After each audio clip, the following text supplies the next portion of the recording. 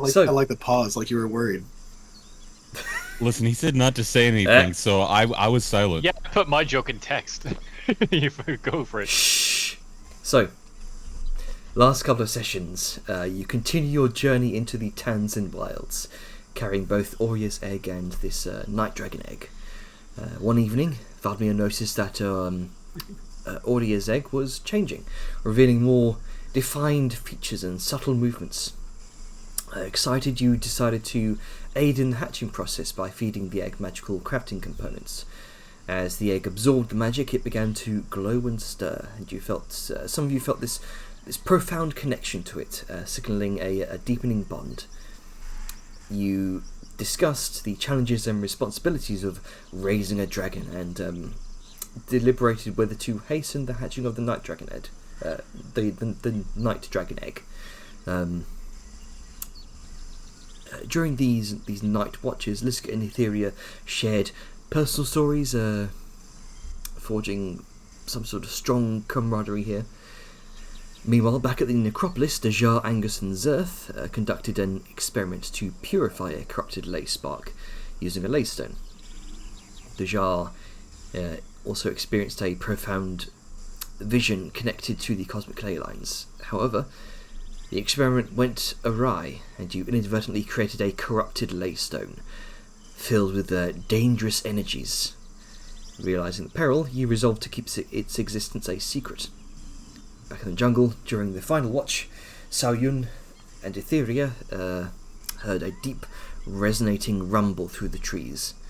Etheria sent her invisible familiar to investigate and discovered a large beast engaging in some sort of, best you could tell, a mating ritual.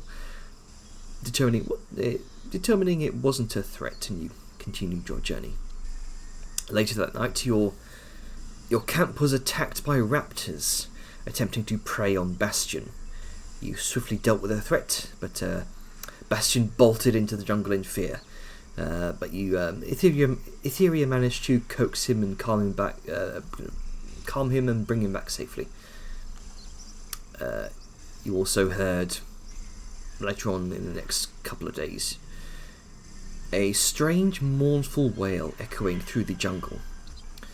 Investigating, you found a massive Ankylosaurus behaving erratically with strange, glowing purple eyes and veins, smashing into the trees and appearing very distressed.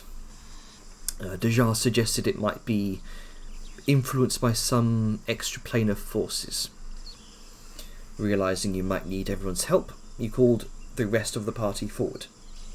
And the session ended with you preparing to examine this creature more closely or confront it.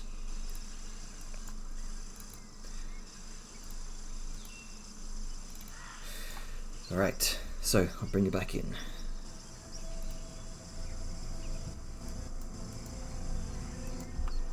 So as you see this massive Ankylosaurus kind of bash its head against one of the trees, it with your ability to understand animal speech right now, Etheria, you hear the creature seems to bellow out, "You won't take me out of my way." It storms over to another tree and butts its head up against another one. A massive smack.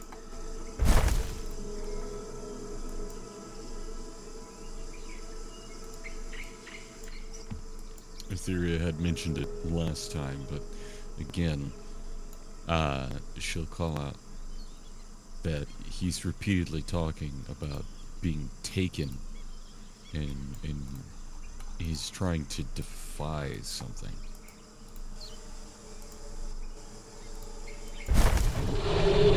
Just look over to Dajar. You know, I'm no mind magic expert, but I think he's got something, you know. And does a little twirl of her finger next to her head. A little cuckoo kind of thing. Also, just before we... It's purely a demonic gesture. Nobody uses that outside Ragnarok. Before we continue, Grunker, you're right there near the edge of the clearing. Also you, Soyun. I'm going to need the both of you to roll stealth. Oh fuck. Okay, I'm just gonna. Give me a hot second to return to my PC. I was in the kitchen. Oh, okay. Yeah, I'm just waiting for my sheets to open up. I'll give you a tepid one. Yeah, What do you mean Patreon exclusive? I'm gonna wait. If you want hot seconds, you gotta come earlier in the day when they're fresh. I mean, daylight savings time, right? You're hour behind, my dude. I'm not gonna quote Into the Woods again. It's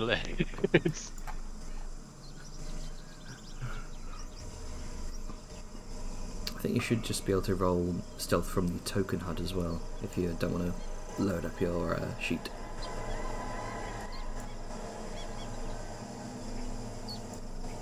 It works in a pinch.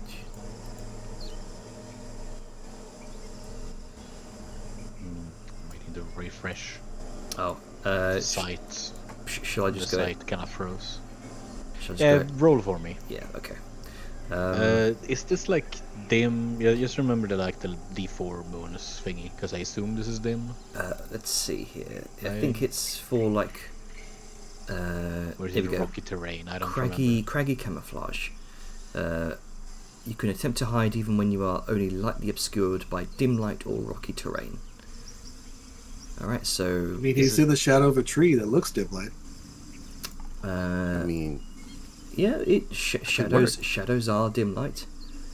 Yeah, because I would say that like being in the jungle isn't being in direct sunlight. So Mm. I would count that as It dim was light. mentioned before how heavy the overhead canopy is. Mm-hmm. Yes. yeah, it would work. So plus a Can't d4. believe that shit. That one. Oh my god. Okay, so Oh, hey, 8. That works. Hopefully. Hey, he's insane right now. He might not have a good perception. It's true too. It's also bashing his head against the wall. Do you, Yeah, I don't think. Grunker, do you want to use your Thread of Fate on that, or would you rather not? Sure. I never used that thing anyway, so might as well, because I keep forgetting I have it. Okay, okay. You should play my character more often, Janner.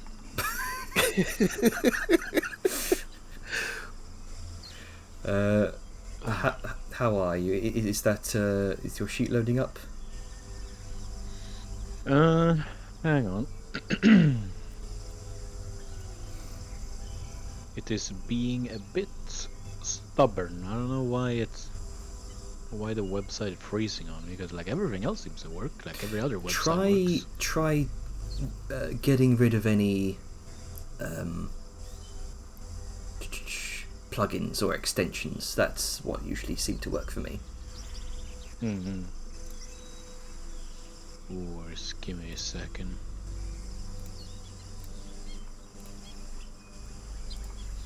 I can go ahead and roll again if you want. Yeah, you just do that. Okay. It's just a stealth check, it's not that important. Oh, there you go. Then. There we go. 25. Okay. Hell yeah. So you find yourself. It's like back when I had advantage. Yeah. You find yourself almost stumbling over a nearby root of the tree, but you kind of feel that sort of warm pulse within you I as feel you like shift there's those threads of fate. Go ahead. Yeah, it's like there's a the string attached to my back that's like slightly pulls me back. It's like, oh, There you go. Perfect. there's a stick there. The creature continues, kind of this dull, low rumble of a wail.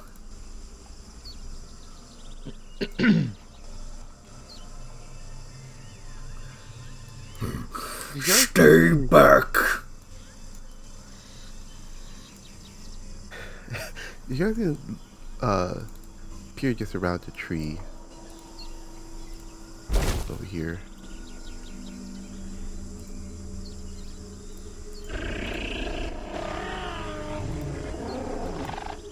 Where is the theory of the? There you are. Yeah, this madness is... He's mouthing very quietly. This madness is not normal.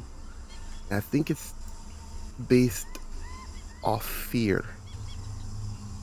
I remember reading some text about it, really old medical text. It seems like the very early stages of it. It could get worse. It would be ideal to subdue him. Hopefully. Do you have anything that could calm his emotions? Also, Janner, forgive me, but whatever happened reset all of my prepared spells. So Sorry? I'm gonna have to fiddle with that right now. Sorry? Whatever happened during testing reset all of my prepared spells. So I have nothing prepared at the moment. Again. Not again. Let me double check my spells as well. Holy shit. So before I potentially get into combat, I'm just gonna. Mm-hmm. There we go. Now my sheet's working. The sheet working messed up your spells. Yeah, all my spells. There you go. All my The prepared functionality spells. transferred from one to the other. Yeah, Yeah. This is why I'm happy playing fighter. The only Yep, spell I need to I know hear is that. stab. Yeah. Only cast- thing you have to be able to spell is your name. Yeah. Mm, I cast mean, stab at I 7th mean- level. The only effect I have to remember is to turn on my sword. I cast 9th level smash. And Oh, cast it's a bard spell. You can't cast it. Right, Smith so knows that spell well. what's everyone Yeah. doing? Edidas, he invented it. What were you just saying, Dejar? Well,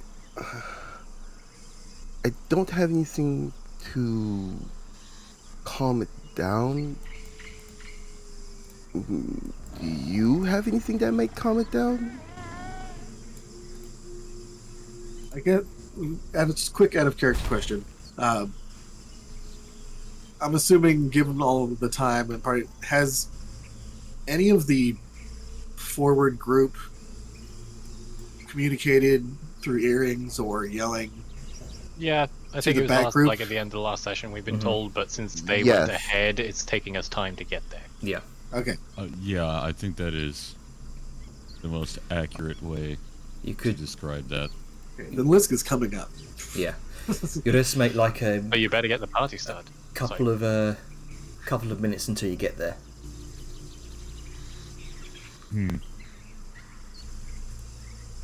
Then Etheria is just gonna circle her finger above her head, you know, like recircle, and very slowly and quietly, she's going to pull herself back to where Dejar is. I can move past the bush. And sort of hunker down. How tall up could this go to the nearest branch?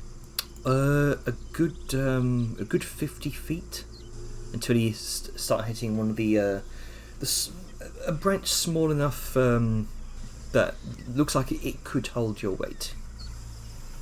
Okay. Using my climb speed, I'm gonna begin to do that, Gotcha. but I'll start at this side of the tree out of line of sight. Because I don't want to be on ground level with this thing. So, before she does, she's gonna go to Dejar and just, hey, do you have a way to, call back to the others?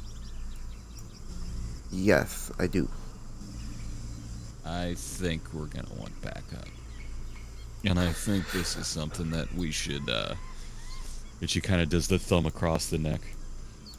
If for no reason other than just Well, to spare its Here's- suffering. here's the thing.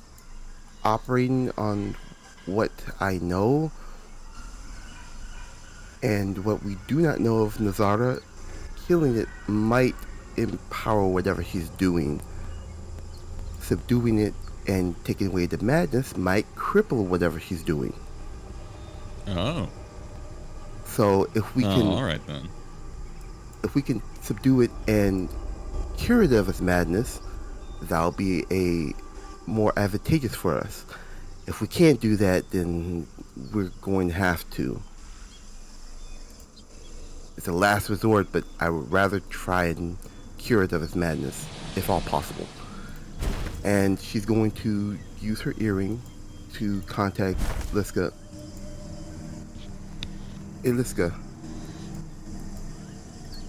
Yeah.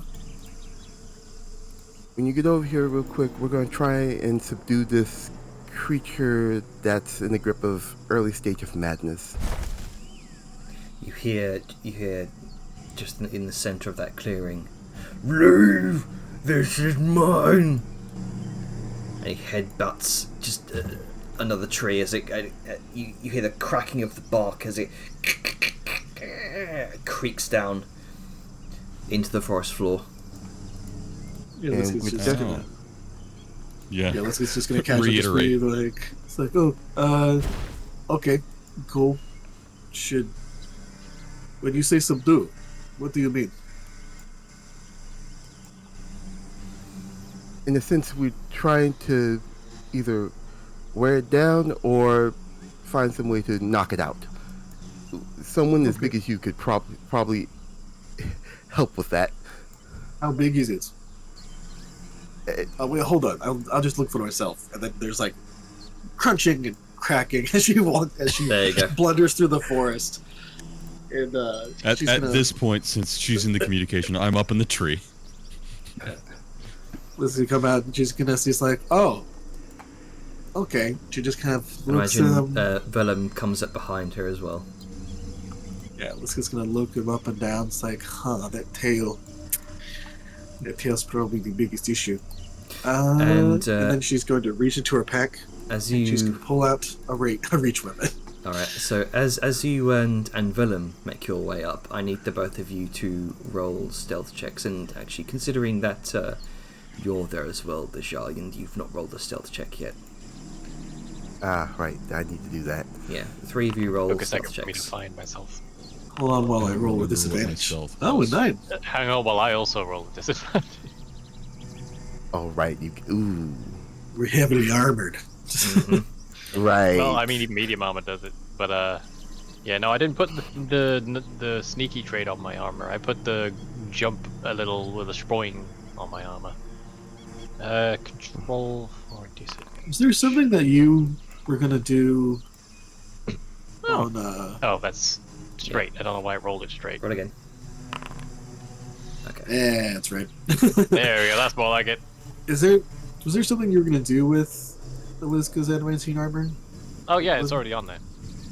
Okay. I can get the blurb for it if it's not on there already. Sure. Yeah, I'll do that in the background while my terrible, terrible stealth roll resolves. Yeah, so Liska's going to pull out... her just standard glaive, just to get some reach, and just kind of have her shield and the glaive chilling over her shoulder. It's like, so you see that it is going. I mean, it looks like it is made. It keeps headbutting trees, which is odd because it has that tail. You think it would be tail clubbing trees? Well- as Liska's saying this, Grunker and Saoyun, you're closer. You're close up here. You see as the Ankylosaurus turns around, kind of sniffs the air for a moment, and Etheria, you hear in the distance. The rest of you just hear another sort of bellowing snort.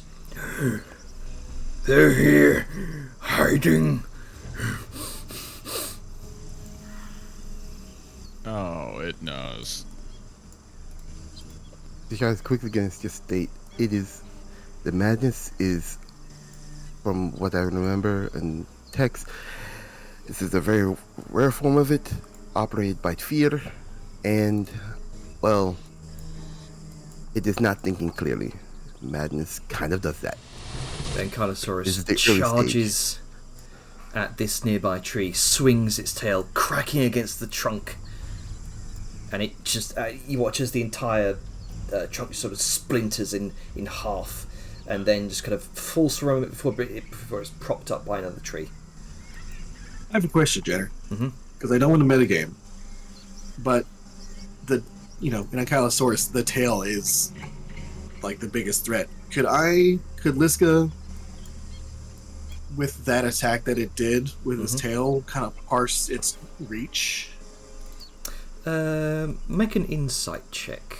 This is you kind of tactically looking at the various advantages and disadvantages of combat you might experience within Great. if you were to fight this creature. 23. From what it seemed, the tail itself is about 10 feet long. Yep, she got a reach weapon.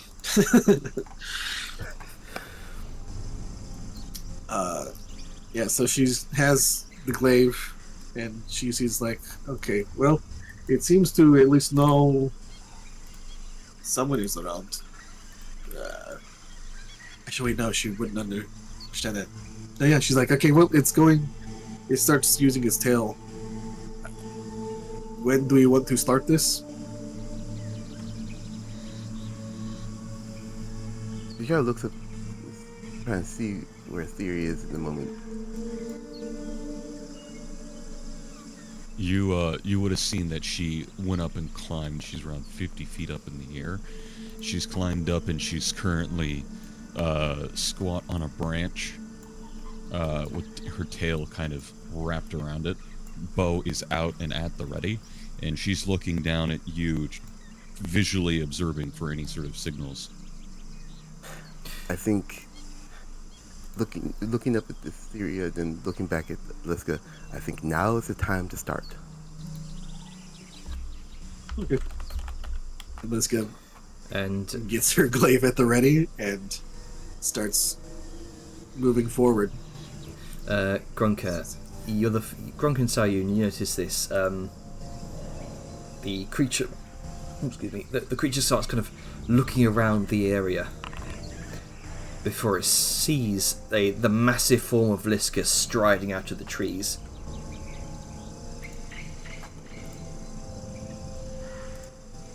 Alright.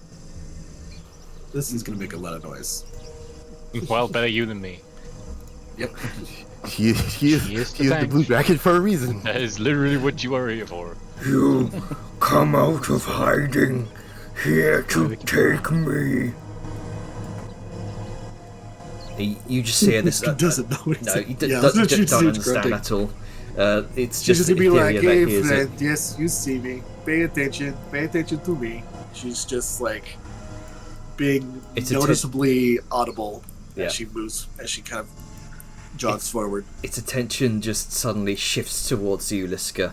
And then, for a moment, everything goes silent. The creature's eyes lock onto you, reflecting this strange, unnatural violet-red hue that sort of gleams in the dim light of the canopy. You can see dark, blackened bags around its sunken eyes, giving it this sort of gaunt, almost haunted appearance. You can especially tell this now, kind of taking forward your insight roll. And then, without warning, that the Ankylosaurus lets out this bellowing roar, one filled with this odd rage as it begins barreling towards you, Liska. And with that, we're going to roll initiative. Quick question while it's being rolled, Jader. Mm-hmm. The purpley stuff on its outside that I'm seeing from the token. What exactly is that? Is it just a miasma, a magical miasma, or is it something more? You can physical? see these odd, sort of glistening red-violet veins kind of poking through the armored plating. Oh, so it's the veins, not the. It's not anything that's on it. It's part of it. Mm-hmm. Well, since you were probably close to Liska, Jar did say that this is the early stage of a rare form of madness. Oh yeah, no, I Wow. know. But if there was some like external factor, like maybe something on it was responsible for it, then something to consider. Damn, I can't use the bath potion. You are really trying to use that bath potion. Look, I want to get rid of it. At some Listen, point, buddy, you you thought it- don't have thought it'd be Angus in his useful. bathtub. You might need to use it. It's. I thought it'd be useful. I have yet to find a use for it, and it's taunting me every time I look at my potions. Get covered in poison. Get covered in mud, or I was gonna fucking use it in the some earth shit. part of the fucking tomb, but that never became relevant. I thought, oh, I'll have to trudge through some poison shit. This can Alright, maybe keep it off. Etheria, what you doing? Does it? Do we still have the thing where it shows the distance? When I hold on, no, I'm not down, saying that. probably. Yeah, oh, it did. It's because I didn't have my token selected. Perfect. Let me confirm that I am in range for this. 65, I should be. Perfect to go Um, after it. Great. Who's going to be up next? That'd be Deja. So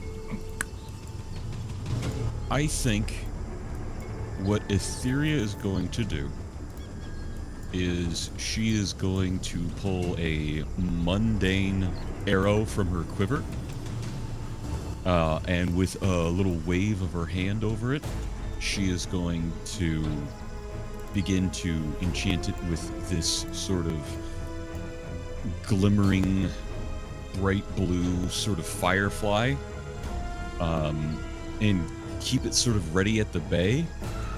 And she's gonna give a short little like bird call down to Liska, and she's going to hold her action until just before Liska's turn, and then she's going to attempt to strike it with a guiding bolt. Alright, nice.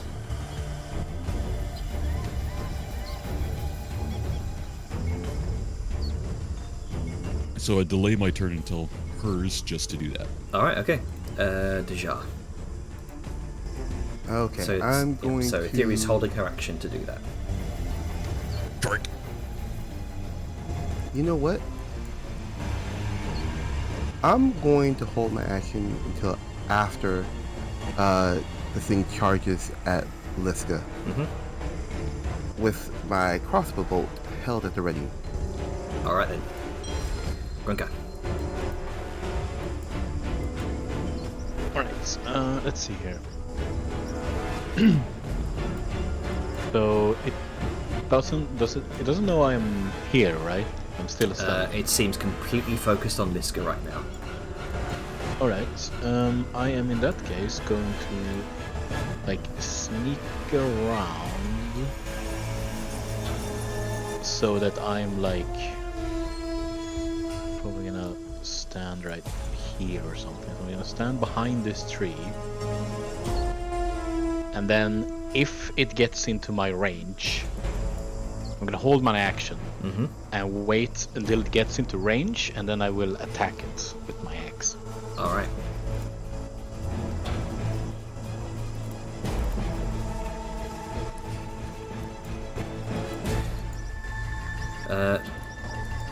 Yankalasaur barrels towards you, Liska,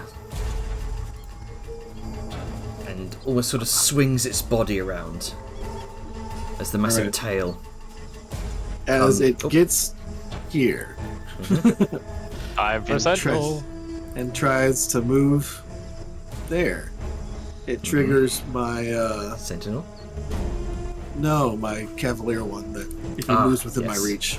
So I have 15-foot reach right now. So yeah, going to bop him or attempt to bop him. I shall attempt to bop. And make sure I Your Honor, he had intent to bomb. bop. Let's see if this even You're under works. arrest for intent to bomb. Intent to distribute a beatdown. If it rolls. Hey, Oh, There you shit. go. that's okay. a hit and it's not a crit. Calm down. We all keep So No, I'm just saying that's move hard to hit. back. So moving he's condition. so he's 15 foot back. Yeah, he's right there, and his Turn movement's around, 0. So yeah, Liska comes up, slides. Like there's a quick thing where she flips her glaive around, and then lunges out with the butt end and just pops it in the face, just to kind of stop its charge. Crack. Oh, right. My thing goes off because it did charge Liska. It did. So, where did it? You saw it move I from do. here to directly towards Liska. Okay, I have it. Alright then. It didn't. Measuring tool Oh, stops come you on. when it's... Oh, come on. Oh, Nice. very good.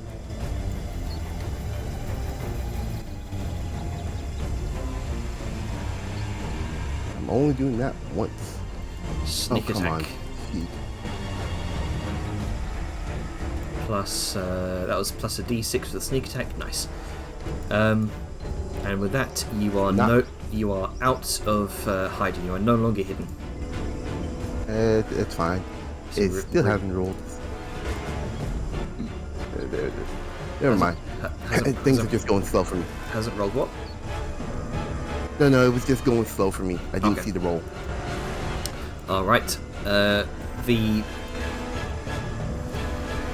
Ankylosaurus kind of immediately looks over towards where that came from and spots you sort of diving back behind the tree. But right now, its attention is solely focused on Liska.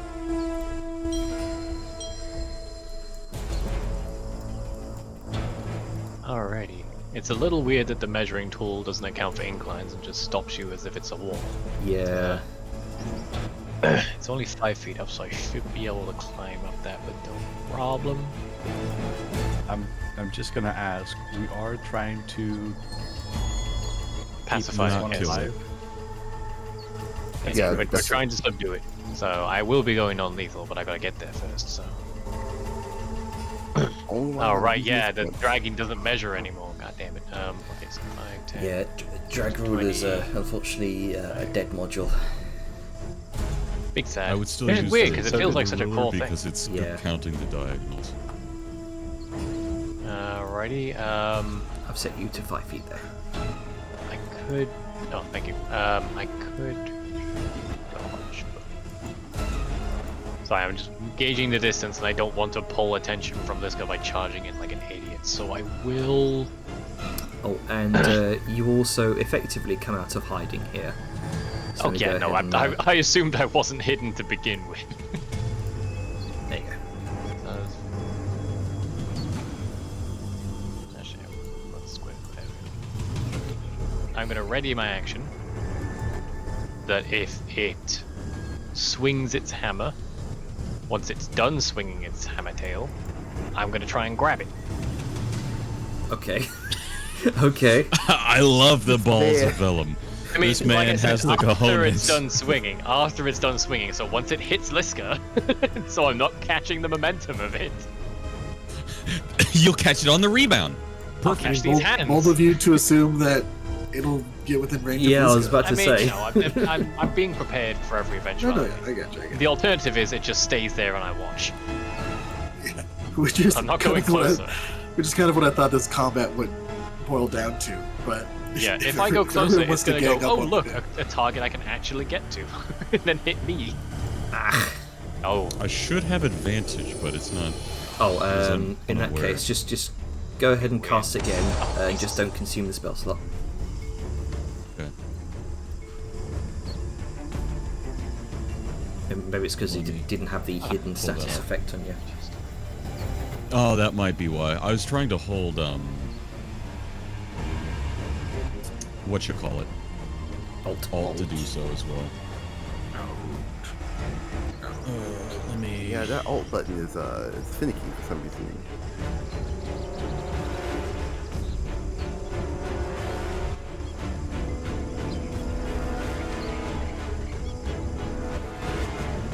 Ah, okay. my god. Oh, it's just Wow. Thank God I also have Elven accuracy. There you go. Okay. 2. Dude, Wow, what the a fuck? 1, 2, and a game? 4. Jeez. imagine What? like Even fucking Etheria area can't with hit a large guiding bolt bolts. of It's like What? first It's, Aegis, it's, now it's cursed. That spell's cursed. Yeah, it literally Perfect. has to be the spell. Cannot be anything else. Well, Right. that's Well- unfortunate. Liska's going to Oh, non-lethally that didn't work. beat it. Beat it. Beat your ass. Please give me another earworm. I've had Nerdy Prudes Must Die stuck in my head for 2 days now. Oh God, not you too. Yeah, it's a Oh. good animatic, okay? It's not even Well- that. One of my friends actively listened to it, and he just. Yeah. The curse continues. It's a hell of an Oof, earworm. it is. Man, Man, these rolls. right now Forge is lagging. Yeah. Place your bets, Good place play. your bets. Will it hit? Well, I didn't have a use Threat of Fate thing come up, so I'm assuming Oh, yes. there we go. There we go. Yes, I'll continue the mark. Oh wow, man, this guy doesn't have a lot of health. Still non-lethal. Okay. Why did he disappear from me? The fuck?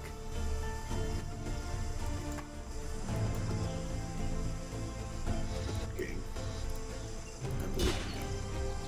Oh. Christ. Can we go for a knockout? He's near death, so only melee will prevent him from dying. Just want to reiterate that. This is Mhm. this is just a regular animal. And, you know what? This is kind of a thing. I'm gonna action surge. Action surge. Yeah. Yeah. Just a guarantee no oopsies happen. Yeah. And can't. See, I can see he's near death. Liska's gonna try something.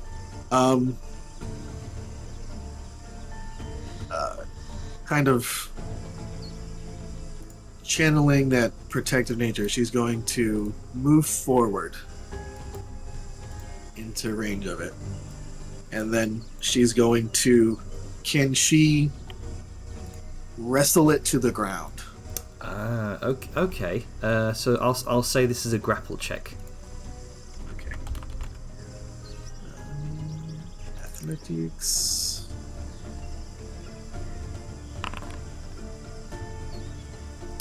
Oh dear. I've been locked up. Bounty, why are you being this way? There we go. Okay, so athletics. Yeah, definitely athletics. Nope. There. You grapple it, and I'll say, for the sake of this, you're both knocked prone. Yeah, that's fine. She's going like a fucking turtle. She's gonna go in, duck low, shoot the front legs, and then like she drops her. She's gonna, as she ducks down, she's gonna drop her shield and. Well, no, she can't technically drop her shield because it's strapped to her. But she's gonna drop her glaive, and she's going to grab the front legs and then just lift with hers and flip him over like a turtle, and just pin him. All right. You hear the mighty form of the enormous Ankylosaur drop to the ground with a thud. You hear pained roaring as it that echoes throughout the jungle. Etheria, you hear. No more, no safe, nowhere safe.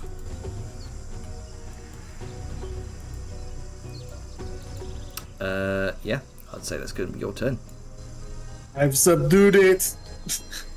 How do we? What happens now? Just wait till I get there. I have a way to try and cure it. Just keep holding on.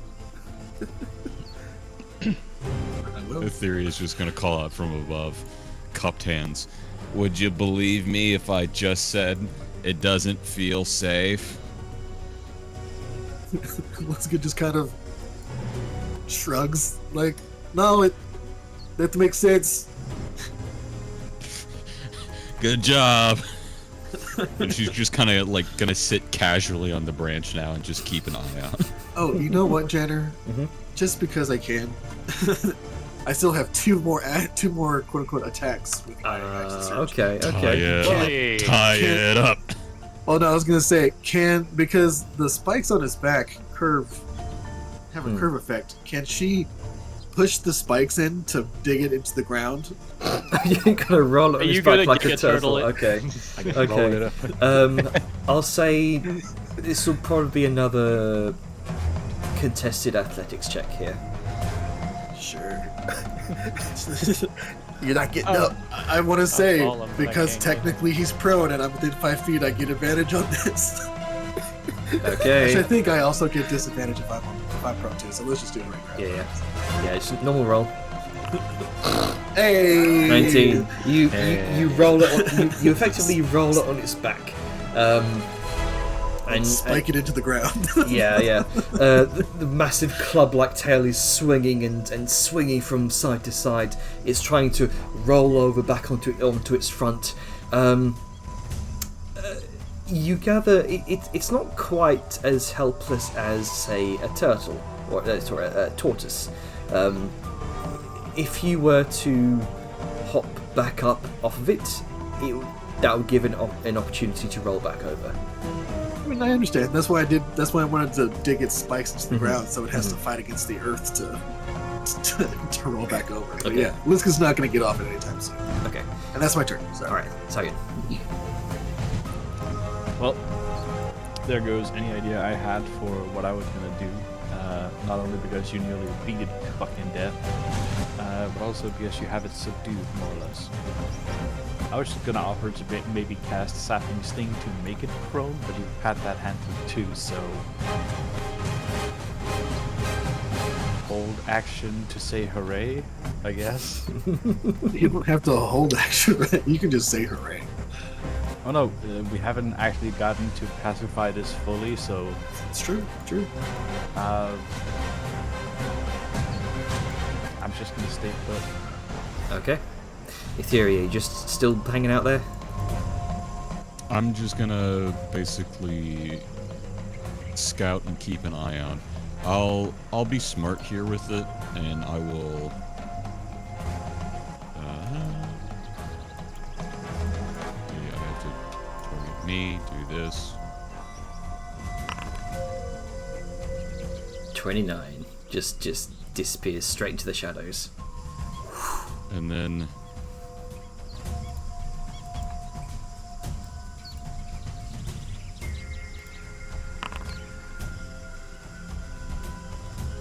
just Alright. keep an eye out. Gotcha. So, bonus action to hide, That's it. action to search. Okay. Correct. All right. Now I have something. If I hold up before I do that.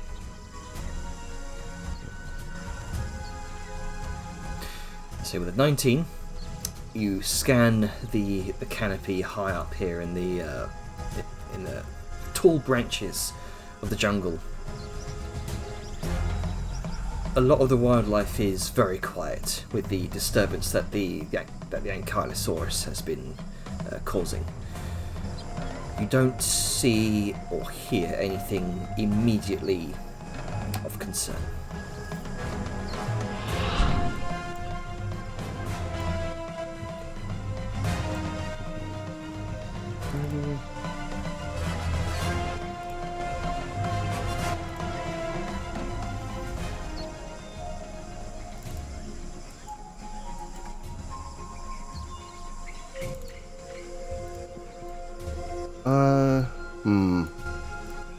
I use dash. What would it take to take a very sedative plant into the animal's mouth? Sedative plant. Yeah, I have a sedative plant. Varian. It's a sedative anti. Okay. I'd anxiety. say just like action to force feed it. Very much. Give him some fucking tramadol or something. You're so Valerian rude. Go to sleep. Go to sleep. Pretty much. That's what I'm gonna use. I'm just gonna force feed it Alright. some of the split. So just Like, go ahead and mark that off. Mark off one Valerian. Alright. I'm gonna give him 2. Two. Just to be sure. Okay, so just 2 to hang on. It'll be an Mark, that's action. two. It'll be an action to feed him 1. I'll say. Okay, so I already used my action. I already have it's a bonus action. Because you kind of force feed, it kind of, and it's kind of thrashing around. I'll say. Go ahead and make me a sleight of hand check with this as well. Oh, okay. And I aid Dejar by like holding his head and mouth open. Okay, so the action to aid. Is that a?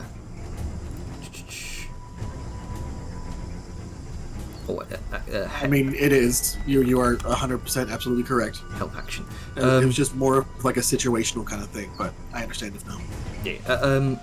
I'll say you can certainly use the help action here if we're doing this sort of following more closely to the rules. Search action, hide action. It would make sense that we're doing the help as an action as well. I'd say. So since we have Etheria here as well, but Dejar, you can hold your action to until Liska's turn when she can use the help action here. Well, I'll say this: if we are going kind of that route, you can, as a part of your action, interact with an object. And that can be pulling something out of your bag, or like unsheathing a weapon. True. All yeah. right. Yeah. It's true. Remember how we talked about the throwing a rock rules? Yeah. That's Yeah. what he's referencing. Okay. Yeah. That's fair. That's fair. So in that case, you just go ahead and sleight of hand. Okay. Yeah. Just regular roll. Yep. It's regular. Yes, I cannot help right now. All right then. 18. All right, you managed to sort of time. You managed to time it right to where this is kind of holding it at bay. It's thrashing around, but you managed to straight into the mouth as it starts to roar out in pain. And we'll just have it use one of these. The 16, okay. It does succeed that save. Damn it. Sorry, buddy. I have the means. Damn, I think it's not working. All right, that'll be it. Gotcha. Fuck. Grunka. Right, so it is on the ground, it has been force fed. Yep. I guess I can just kind of go over here and help Bliska hold him down. Sure. Because he's on his side now, right? He's on his back. Side. Yeah. On his back, completely on his back. Okay. Yep. Yeah, I mean, I guess I'm just gonna... Actually, no, hang on. I'm gonna get on, like, the other side. And then, like, kind of make sure he doesn't, like, roll over the yard. Okay. Thank you. So yeah, I'm just gonna hold him there. I don't know if he still doesn't know I'm here, but... If you're actively holding there, you probably reveal your position there. Ghost! Yeah. Let me go ahead It's and touching me. remove that from you. As you spring out of the underbrush, you run over the other side, trying to arms up, trying to hold it down the belly sort of rim of spikes. Then Carlosaurus.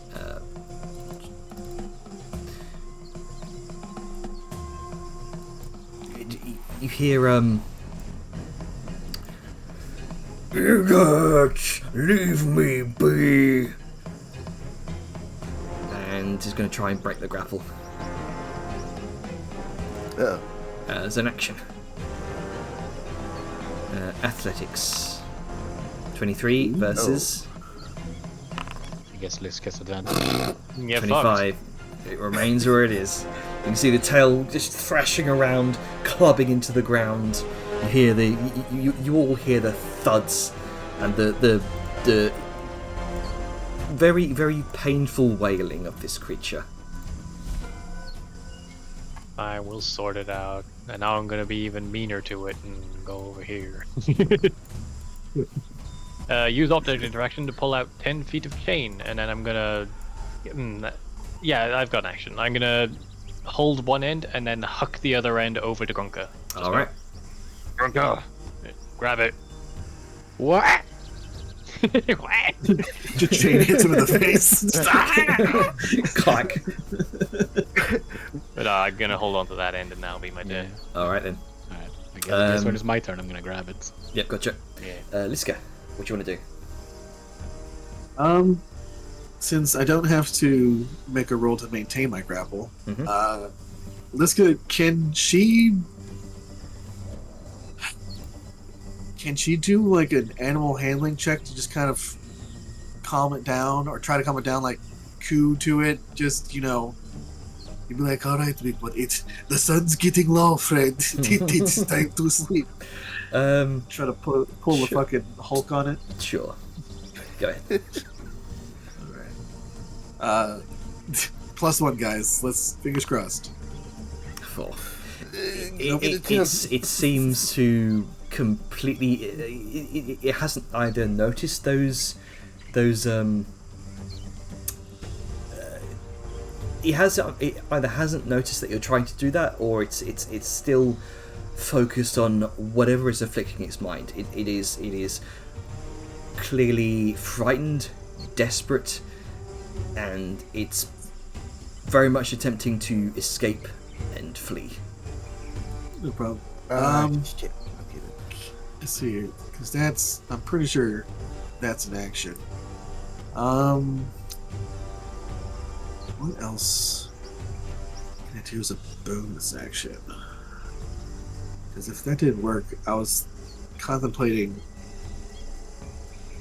flavoring, reducing his health to 0 in a different way, but for now, How would you flavor that? so as there's a couple of ways. Like, there's always the whole, normally when you think of non-lethal, it's just like, oh, you knock them out. But I was thinking along the lines of, if you've ever dealt with, dogs or something of that nature, you can tire a creature, you can tire an animal out to where they just basically kind of become exhausted and they just kind of remain limp. Okay. And I was thinking kind of flavoring it like that, to where just the amount of exertion and energy that they would have to put forth becomes too much, and he just kind of conks out. It's that thing where, like, you see a horse or something that's been, like, trying to buck wild, or like a cow, just kind of lay on their side because they're just exhausted, and you can come up to them Retard. and just, like, touch, stroke, whatever, but they just no longer have the energy to move. Gotcha. I was thinking kind of flavoring it like that. Okay. So it's not unconscious, but just exhausted. I'll tell you what. You can attempt to quote unquote knock it out, but considering that you have Vellum and also Grunker here, helping to restrain it, you know what? I'll allow it. I'll allow it. Go ahead and go ahead and roll with it with advantage to strike it. Do I have brawl? I guess that's just a normal. Actually, my glaive's not +1, so the damage won't be the same. Mhm. It'll be 1 plus my strength modifier, which I think is 5. So it'll be a 6 damage if this hits. Okay. And you said advantage? Yep, advantage. Yeah, hold down Alt.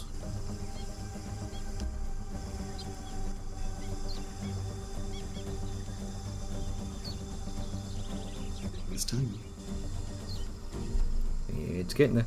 You know, sweet molasses ass time. Oh, there you go. Okay, so With a 12, 6 damage. so 6 points of damage. You, let me get rid of dead. It's not dead.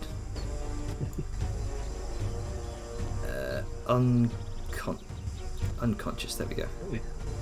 It's dead in spirit. Yeah. You're the Dead better tired. Dead tired. It's dead tired. I will say, considering how you wanted to flavour this, I'll give it. It's not exactly unconscious, but like, I'll say, considering Grunker and Vellum with a chain, I'll make it restrained instead. Yeah.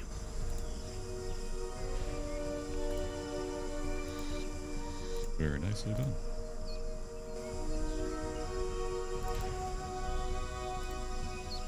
Oh.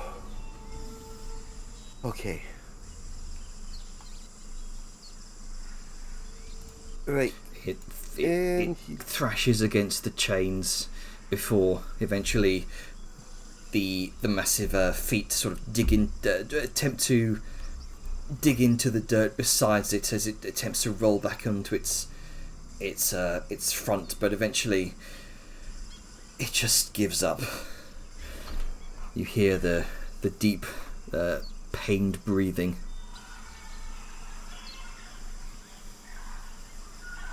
And Alright. with that, Ethereal will hop down. You can see the head sort of twitching to one side, then the other.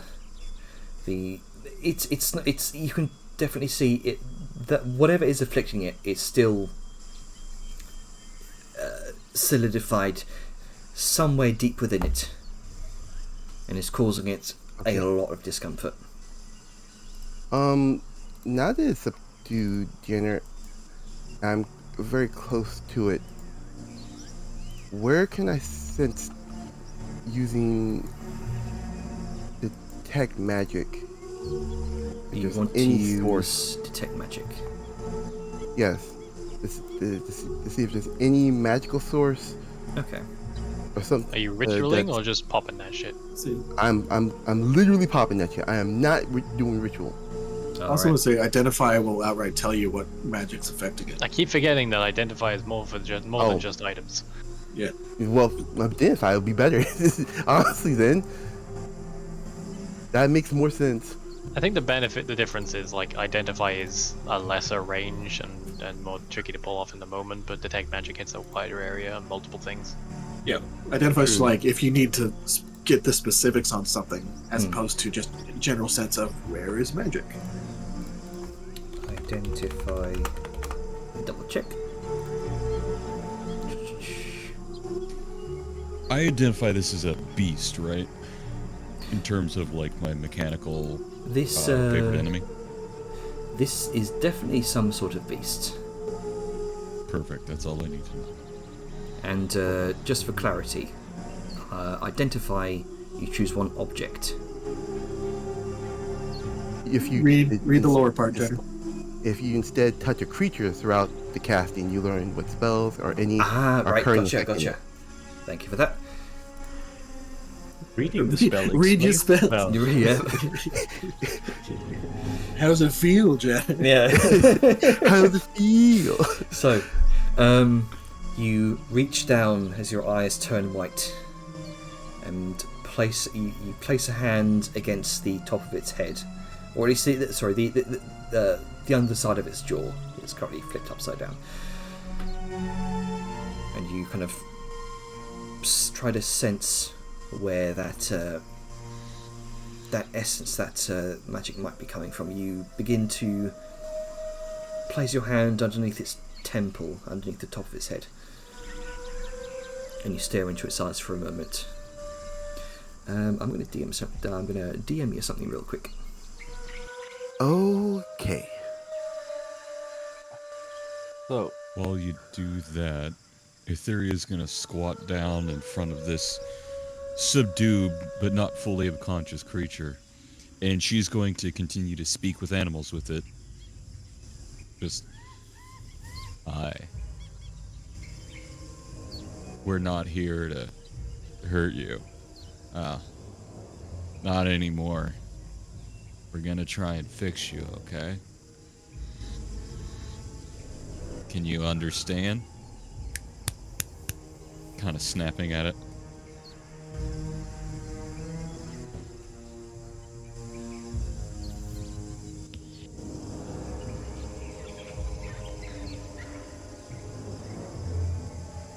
Give it a minute.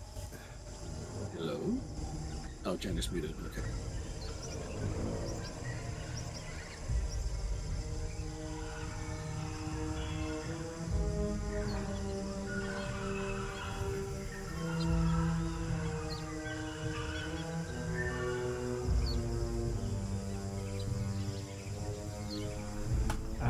so Okay. our plan is to try and save this guy. Right? As soon as I shall love him and squeeze him, and he shall be my clubby. I hate the fact that I know where that's from. I hate the fact that if we do this right, Liska's got a tank mount. Yeah. Again, it's kind of the perfect mount for. I mean, she'll have to navigate the spikes, but yeah, we'll figure something out. His name is Clubby, and his nickname is Soda. As you're kind of attempting to reassure this ankylosaur, go ahead and roll me an animal handling check. Got it. You get there. Let me just do this. I am. Have some inspiration if you want it. I mean, I can always throw a +4. I don't know if I get a bonus for animal handling with my beasts. His favorite enemy. Let me check. You hear the pained rumblings of the beast.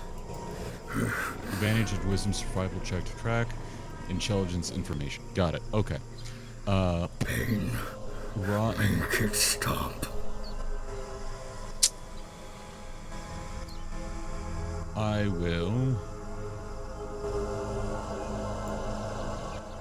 Would I be able to fucking go on a slight limb? Just, hey, be ready to hold him down if he squirms. And Tighten the grip on the chains.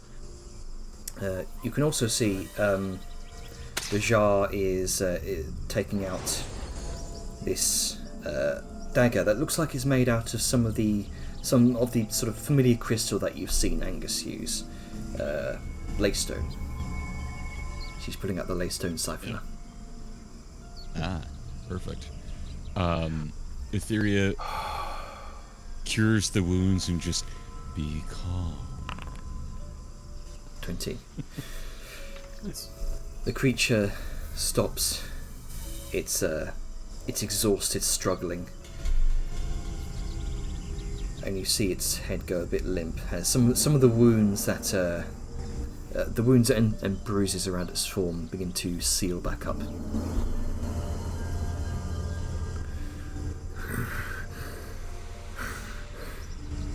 We're here to fix you.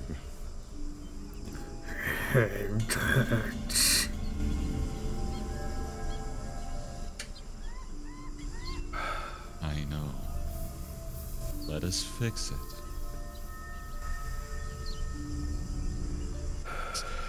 Cooing at dawn. Be calm. Look, kind of moving her finger in like swirly motions, a little bit slow, like the bobbing of a leaf to pull its attention.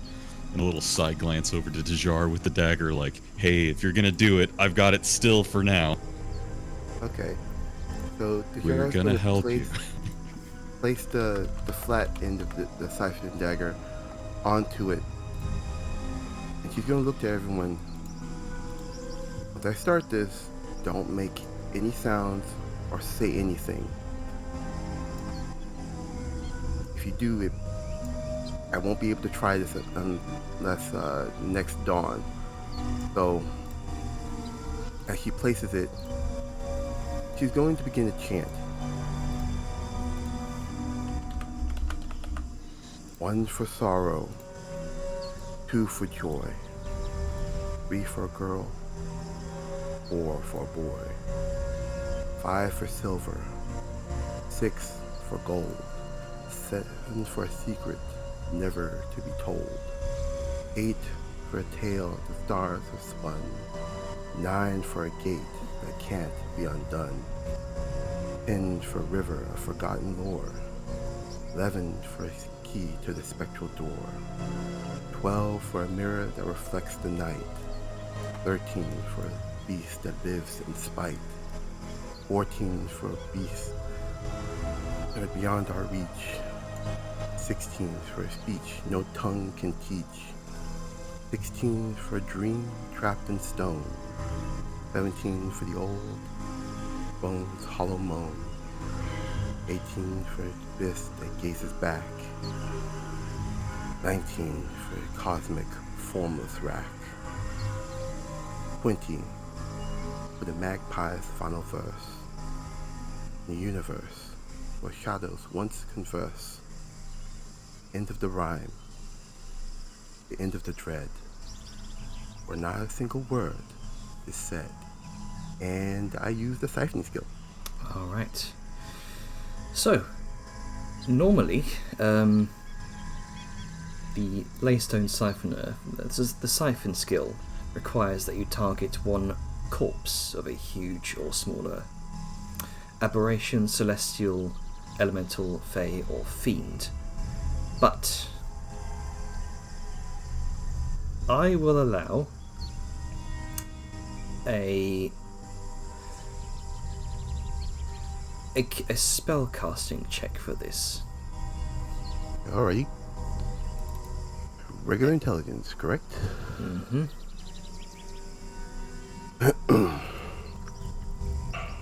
Right. Where is...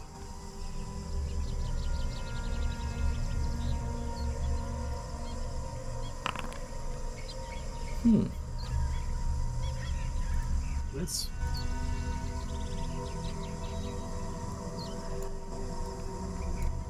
Right, okay.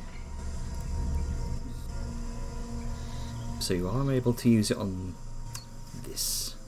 With your magic, you're able to sort of weave the.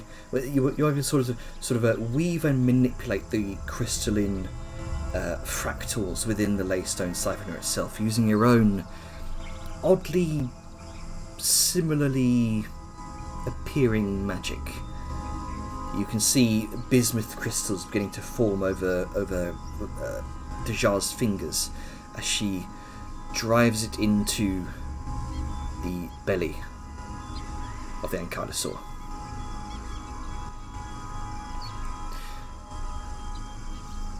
There's this strange invisible force that stirs as the siphoner begins to work. The crystal activating to draw out any sort of lingering influence. You do sense some resistance, a barrier of dark energy that clings to the creature even after death. Even after death? No, not even after death. Sorry.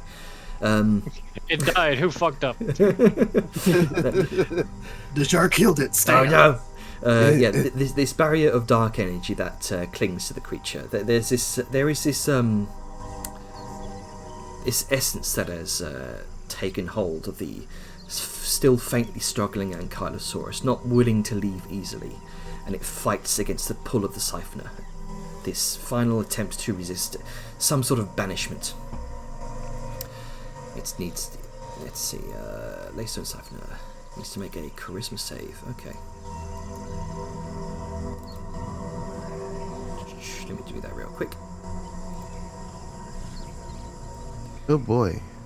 What's the DC on this? DC. Gives your spell save DC. What's your spell save DC? My spell save DC is 16. Okay, so it needs to make a DC 16 charisma saving throw.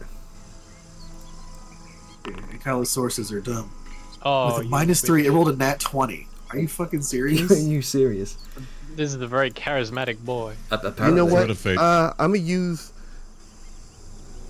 use my inspiration. I don't think you can Oh, force yeah. creatures to re-roll with their inspiration, or is that? Oh, I think that was the. Was that the? There's Thread- one that lets you oh. affect enemies' rolls. Yeah, I forget there's which one. threat. it is. I think inspiration affects enemies. Thread of fate only for yourself, because inspiration's technically a little stronger. Let's Let double. me get the rules up. Yeah, one sec. double check. Yeah, This. please. Uh, Yeah, we I ran don't know this if you gotta before. do it before the roll or if it's after the roll but before the result. And I'll remember the rules, but I usually use it on myself because I know I've Niska has got the shitty luck. icon effect. Here we go. Let me see.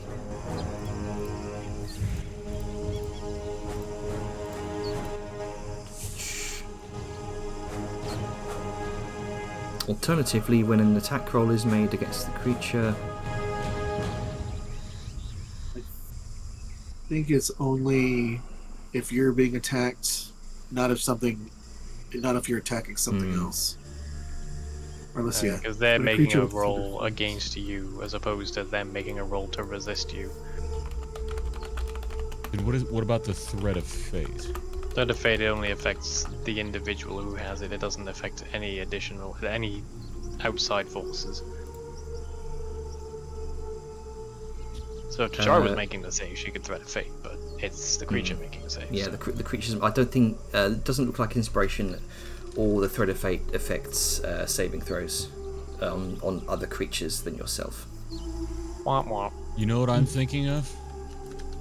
I'm pretty sure I'm thinking of Lucky. Might be thinking of Lucky I think Thread of portents. Fate is very much. I think Thread of Fate is essentially lucky. No, there's like a halfling feat you can take to make it affect enemies. It says, Well, no, that lets you affect allies. What am I thinking Bountiful of? look. It's a web of mystery for sure. No, In this case, it doesn't work. Divinity. It's the Por- divinity. Oh, divination. Oh yeah. Yeah. Divinity. Yeah, Jesus. Original Sin. Divination. I'm thinking of that Good lets game. you have the premonition. Yes, premonitions and swap that out, and that's used often with Lucky and Inspiration. I'm sorry, I got okay. lost in layer. I thought mean, I we had the had same one sort of of the brain things think that as well, yeah. could make something fail. This is- I remember inspiration affecting attacks. I didn't think. it All affected right. Okay, so with a 17, I believe that would save. That resistance strengthens the dark influence kind of clinging to the creature's form. Its twisted essence very much refusing to release its hold. That the Laystone Siphoner seems to have almost vibrate in your hand, Ajar, struggling to draw out the corruption. But that malevolent force pushes back. Its will is too strong for the Siphoner to overcome. You all watch as these strange tendrils of thorny maroon or burgundy coloured shadow kind of coil around the dagger's blade like gnarled vines or thorny roots, this strangely mocking defiance in its final moment. And then without warning, there is a surge of volatile energy that shoots up the blade, the backlash of dark power coiling into a searing wave, and that corrupting force emits from that failed siphoning attempt, exploding into this ripple of raw, twisted magic. You attempt to brace yourself, Dajar, as that dark influence claws at your mind. Go ahead and make a wisdom saving throw, please. Oh no, backlash. Shit. Unfortunate. Go ahead and request that. Roll request. But did we establish if this was a rolling magical effect or like some kind of magical? Get fucked. You're not Poison doing that or- shit to me. Alright. You manage to pull back just in time, shielding yourself from the worst of the blast. Yet this torrent of visions tears through your consciousness. Visions of choking brambles entwined with gangrenous roots, veins of blood red and black intertwining with hues of sickly violet, faces twisted and contorting in agony, mouths stretched in silent screams, bodies mangled and slick with crimson and decay. This wave of fear, raw and all-consuming, presses upon you, but you steel yourself, forcing the visions back, taking only partial damage. Oh, that's partial? Oh, Jesus. Man, that's a really good roll for damage. God, 10, 6, 6, 8, 8. What the fuck? When you Hey, say roll partial, high. Oh, What can boy. we tell you? do you mean like Half that damage. halved? Half damage. Or Yeah, Okay, half of so that. It's still a 19. lot. Though. Yeah, you took Okay. 19 points of psychic damage. Oh. Brain. The creature immediately begins to... It begins to thrash around once more. No! Make it stop! You know what? I'm since that the siphoning failed. I'm gonna see if this can work. You can tell me no if you don't want to, Janner. Mhm. I'm gonna try and use banishment on the energy instead. Okay. All right, I tried to be gentle. You told me fuck no. Okay, time for you to fuck off. Interesting. Let me figure out how this would work. Because you're not targeting the Ankylosaur itself. You're targeting the energy that sort of veiled across That the literally the backlash at me. siphoner. Banishment specifically asks for a creature, I think. Well, what through the wording of the siphoner, it said, Oh, through the siphon. I thought you were talking about the banishment spell. When you Well, I'm cast using it- Dispel Magic, or... Wait, hang on. When you cast the Banishment spell through this dagger, aberrations, celestials, elementals, fae, and fiends subject to the spell must roll 1d4 and subtract... Oh, excuse me. Must roll 1d4 and subtract the total from their charisma save.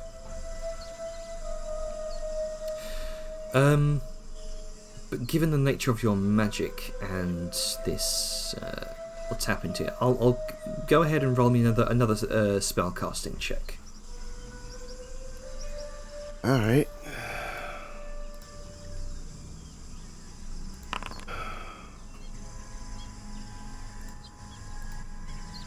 I heard dice roll and I looked and I scroll back down and it's like 38. I was like, oh wait, that was damage. 24. Ooh, Nat okay. 20. Okay. You will not take this one this day. You begin to focus. You focus on that spell. You kind of push the Laystone siphoner a little bit deeper into the creature's belly, not trying to penetrate or draw blood by any means, but more forcefully exerting your magical potency into the blade itself. Once more, you see these waves of visions, strange... Best way to describe it would be these strange blighted landscapes of these awful kind of fields of blades of red claw-like grass riven with these black these dark black roots that occasionally shine through this ethereal, awful red energy. You can see trees above that that seem to claw their way overhead like roots. Suddenly, the entire jungle around you flickers.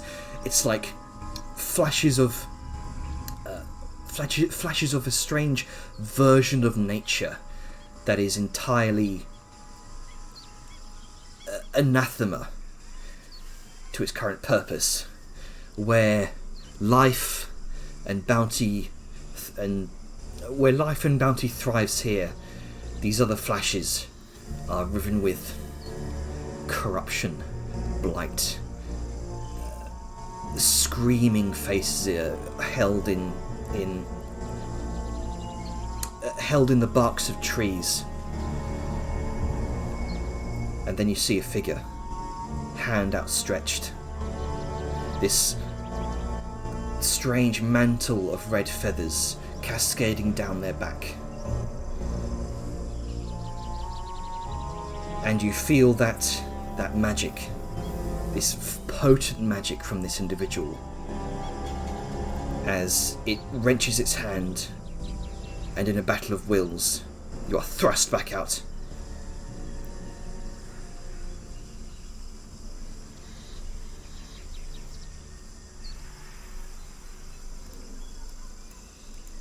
So what happens? Did the banishment work? Didn't seem to work. Dang. At 20? Then that 20. A nat 20. That was a nat 20. On an ability check. Yeah. Like, But not ability just checks, that scale wouldn't be an differently to automatic. skills. Those aren't Yeah, automatic crits. No, that's true. That's true. But it's just like you It's still scale high, ability checks differently than skill True. checks because you don't get proficiency on You don't get the on flat modifiers. ability checks. Yeah. Maybe this shit's legendary. Go ahead, Maybe. Dejar, make me an Arcana check real quick. This is just gonna be like, Dejara, what the fuck is happening?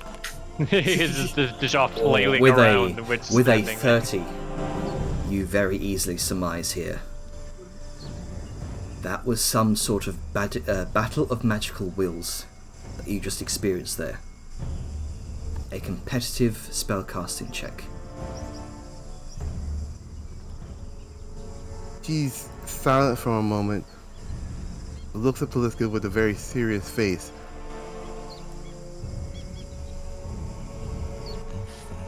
I think that no. I am for certain that Zara has corrupted this beast, and I tried to wrestle him away from her, and I lost. Right, well, that's a worry. Meaning is there something inside the creature? Is it magic? Can you dispel it?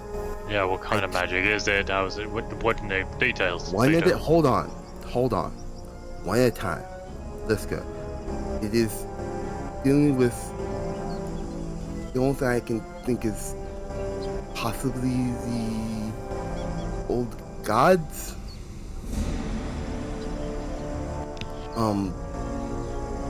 I saw a flesh maw, ravenous death and fear. What I saw was this thing dealing with just utter madness, but as life as death. So What I did just you ask? kinda- Vellum. Sorry, Sal. Just people talk to me all at once. I can't focus. What did you say, Vellum? Well, I just wanted to know what kind of magic it was.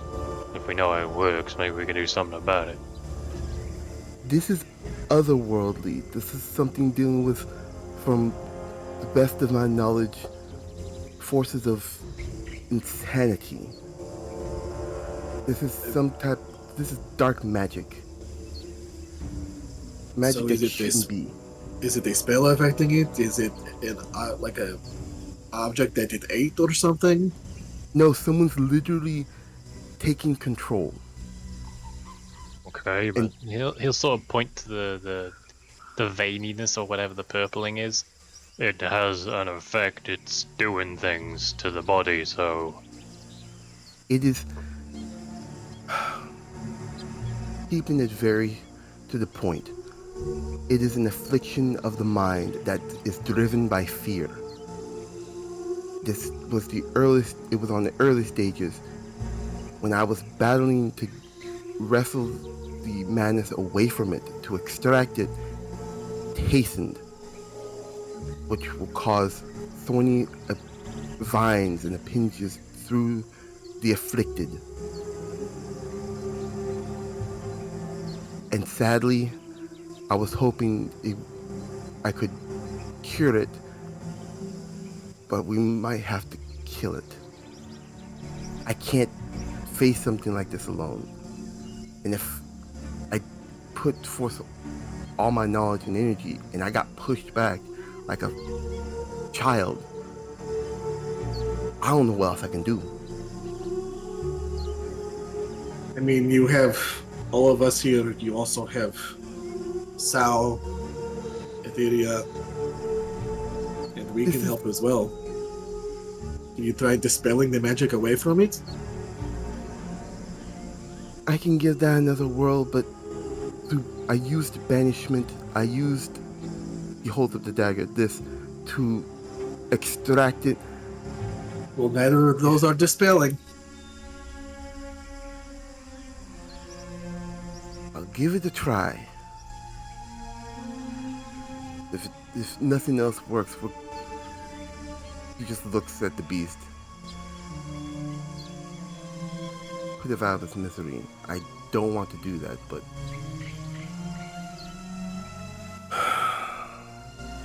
right. All right. The group appears. well, Is- let's restrain it just in case, like properly. And then he gets more chain out after putting the bottle of goop away. The restorative ointment is healing some of the bruises that you all caused to it. Yeah, he applied it directly to the purpled area. So is there any change in that situation? There sadly doesn't seem to be much of a change there. Okay, so it's not a disease. Even like there's magical diseases, they're a thing, and you know with the splotches and whatnot, it seemed a possibility. That was just stupid though. He's like, this will fucking heal it. This is deep arcane vellum. Well, look, I had to try something. I know, but there are dangers even for mages like me and those who are high above, that if we dabble too deeply into the arcane, it will awaken this or worse. And I've seen worse. I Let me know try. what this is. This is, again, like I said, a very rare form of madness, which feeds on It's fear. the madness brought about by the nightmare.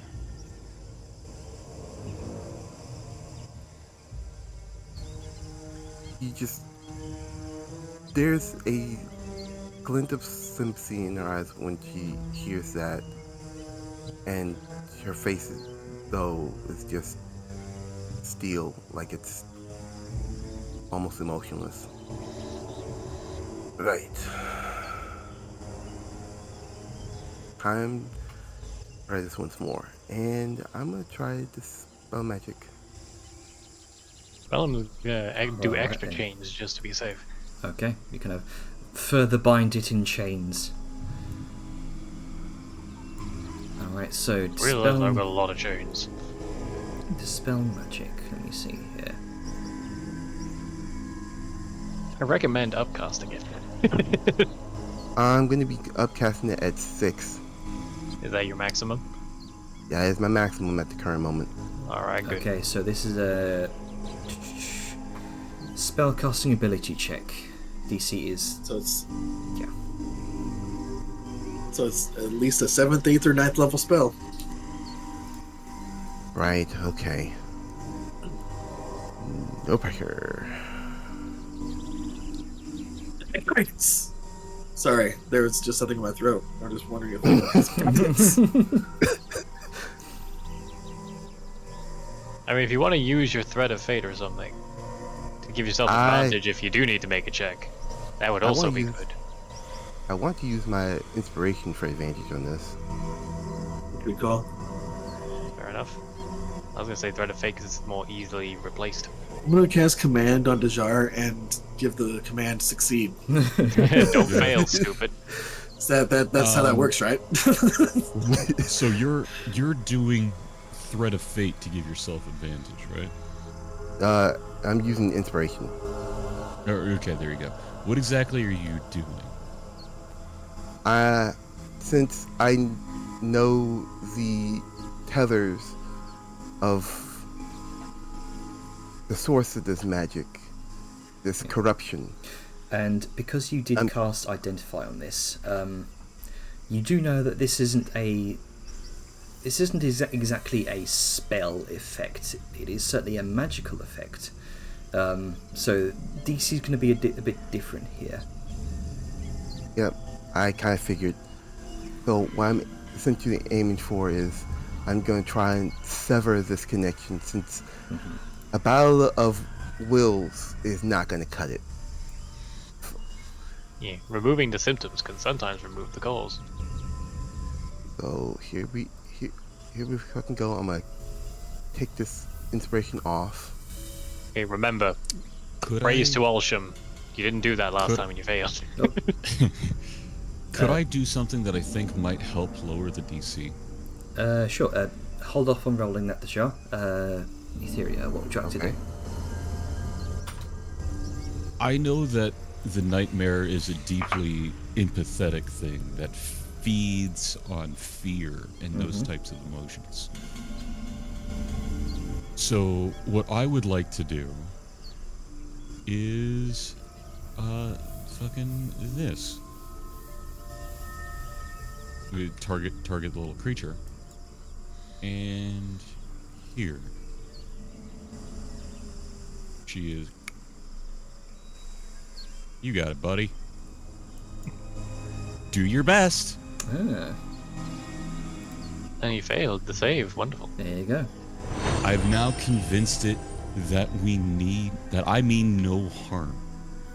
I'm going to, while speaking to this thing, and it's under the understanding that we're not harming it, she is just going to lock her eyes into the one eye of the side of the beast and just slowly reach out and begin to hold its muzzle, its snout, and just hum a little ethereal type tune to lullaby this creature and to bring it ease. Okay.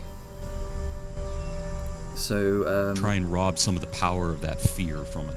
yeah. Go ahead and make an animal handling check with advantage, because you do have it charmed now. Hell yeah. So I'll do that here. —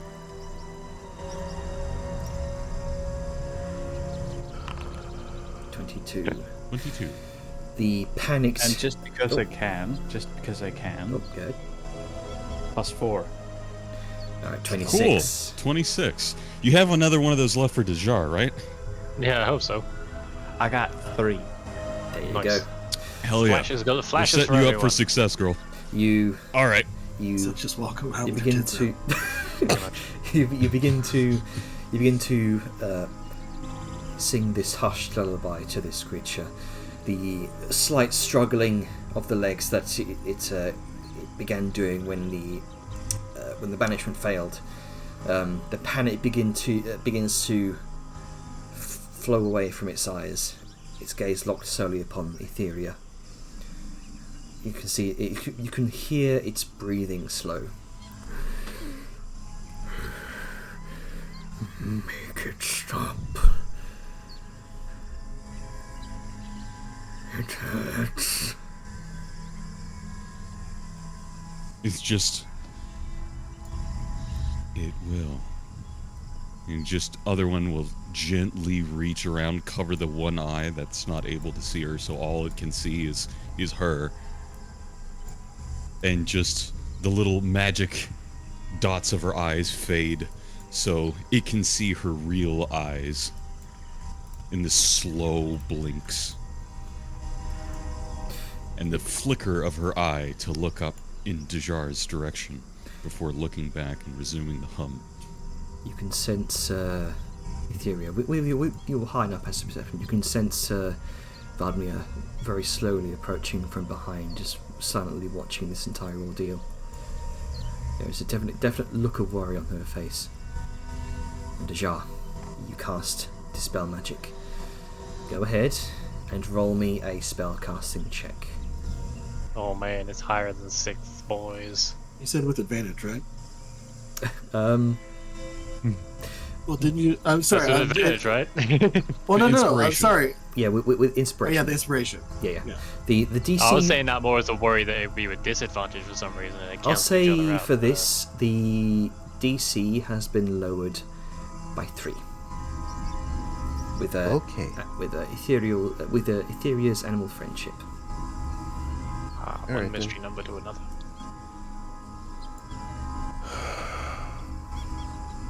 I'm Praise praying to for Alsham. you. Praise to Alsham. Hey. And +4, so it's 25. Sow titties to the rescue. Okay. That barrier that's been eternally holding on to this creature. A tremor passes through the creature's form. That dark influence is unable to maintain against the power of your own magic, against the power of your spell, and it begins to unravel. Flashes of that same figure, that same silhouette, broad mantle of red feathers, this gaunt, emaciated figure. You see, additionally, 2 bright lights of its eyes. You can see a large semicircle, like some sort of sunrise of a crown, adorns its head. You can see glittering silver jewellery, a hand outstretched, wreathed in this strange, otherworldly, purple maroon magic, as it attempts to wrench back control. But with the serene calmness of this of the Ankylosaur and your magic, you begin to wrench that control back from this figure. Visions play in your mind. These awful shrieking faces begin to dissipate as you thrust that your crystalline magic into the creature's heart as it begins to spread and spread and spread. You can see where these veins of corruption begin to recess. You can see small shards of of bismuth begin to coat the flesh and seem to imbue it with divine light, the essence of pure magic itself. The creature's breathing begins to slow. Your hand flares brightly, and you almost seem to convert that corruption into this pure, brilliant prismatic light. The veins recess, the eyes fade. You step back, feeling the weight of that influence now banished.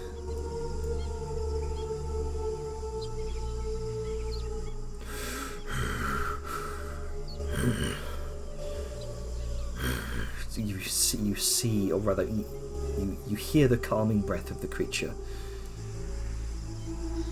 as it seems to be on the verge of drifting off to sleep. Exhausted. EP boy. And he just looks to everyone. I think it's safe now. You can all see sweat sort of beading down the side of Dajar's face. She looks strained, trying to wrench control from that figure. I would say would have put you at a level of exhaustion. I'm Okay. fine with that. Spicy. I mean, after everything that was done, managed to brute force that shit. But like, Yeah, going from tactfully. a battle of wills to immediately straight into a high level spell. Alright. Kid gloves come off. Mm-hmm. Fuck it. DC was 20. Noise. I mean, you know, it's always good to beat the margin. I am so glad that just I'm gonna help calm the I'm beast. glad that worked, Fucking because noise. by lowering it by 3, otherwise, Oh man, I was That could have been worse. That I love actually could have teamwork, man. been- Hell yeah, teamwork, teamwork, make the dream work. Now, where is this exhaustion thingy at? Because I don't know how to do it. Oh, I've already set it on you. Alright, cool. Okay. Yeah, it's the little bips under the and picture icon. yours just is just going to lean against the beast. Okay. Just give me a moment. Is everything okay? What happened? It's fine now, buddy. I think, right? Just gently guides the beast's head to the ground so it can rest. It's still upside down, by the way. Perfect. I mean, it can sleep on its back. It The guy can. just weirdly looks at Vanya. Everything's fine. Just and she just goes quiet as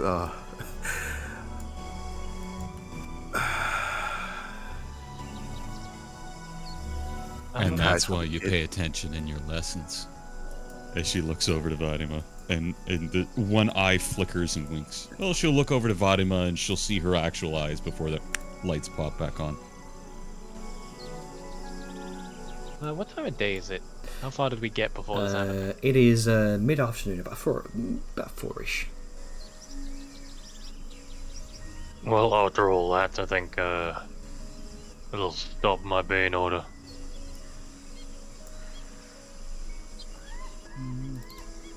Perhaps. Just a question. Out of character, in character. In character. What are we gonna do with this now? And she sort of gestures mostly to the chains and stuff. Slow look to Liska. I mean, obviously, you're we're free going to- Actually, I forget. Has it been voiced that she's in looking for a mount, or is it just like that's a player joke thing? I mean, there's no, you would have known because when we originally had the Triceratops from Dead Guy, we were like, can totally be a mount for this, and then it's just like, no, we gotta resurrect the guy. Yeah, I wanted to Yeah. make sure I wasn't playing with meta information. Sorry, continue, Monsieur Bon. It'll Go just ahead, no, that was something I was gonna actually Okay. ask as well. But she was just gonna say, well, we unchain it for one. Oh right, hang on, let me get just start fiddling with the chains. Like, fuck, why do I do this so cack-handedly? I think it would appreciate it. You know, not having something heavy when it wakes up. Oh, its hammer got all round and soft.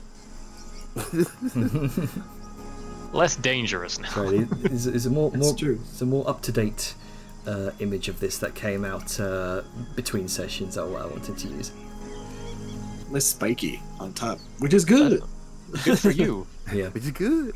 So The hammer's less devastating though. you're probably going to want, like, if you are wanting to use this as a mount, which I assume Liska is, you are probably going to need to make a saddle for it. But given that you're I have in, one. Yeah, she Yeah. got that special saddle. there you Got go. the magical saddle. But sorry, continue. Me too. One ready for Webby. Yes. I'm working on your armor, I promise. Just, there's a lot of things in front of it. TikTok. It takes time, and everything's so much more important. I'm sorry. Oh This is- man, it's and fine. Liska with an Ankara sword mount. I mean, she's the anvil, and now she has a hammer. Yeah. I mean, CR's not too. What are two anvils though? I mean, CR3 is not too dissimilar from the type of stuff you can summon with Find Greater Steed. So It's, It's happening, fine. Janet. You can't do anything about it. yeah, it's all right. Well, I mean, you wanted him out. And, well, if he agrees to it. Uh-huh. Yeah, like he sort of squat down with the chains, then he just gestures, the Will Smith pose. How long does Speak with Animals last, actually? About 10 minutes. Okay. If that and animal friendship are both concentration, she would have lost that a while ago. Ah, They're not right. concentration. Oh, Oh, I'm not- sick. oh, nice. Okay. That's why I'm doing them. You're veering Nice. towards. For hours. You're veering towards about halfway with Speak with Animals right now. You've got about 5 minutes left, I'd say. Perfect. That makes sense for the timeline. But yeah, let's go. They're Just also gonna- rituals. Ah, there you go. You go. Liska's going to just kind of seems like, well, let's get what I didn't hear earlier. What time of day is this? It's about. Oh. It's about 4 o'clock. The afternoon. Gotcha. Mhm. Going to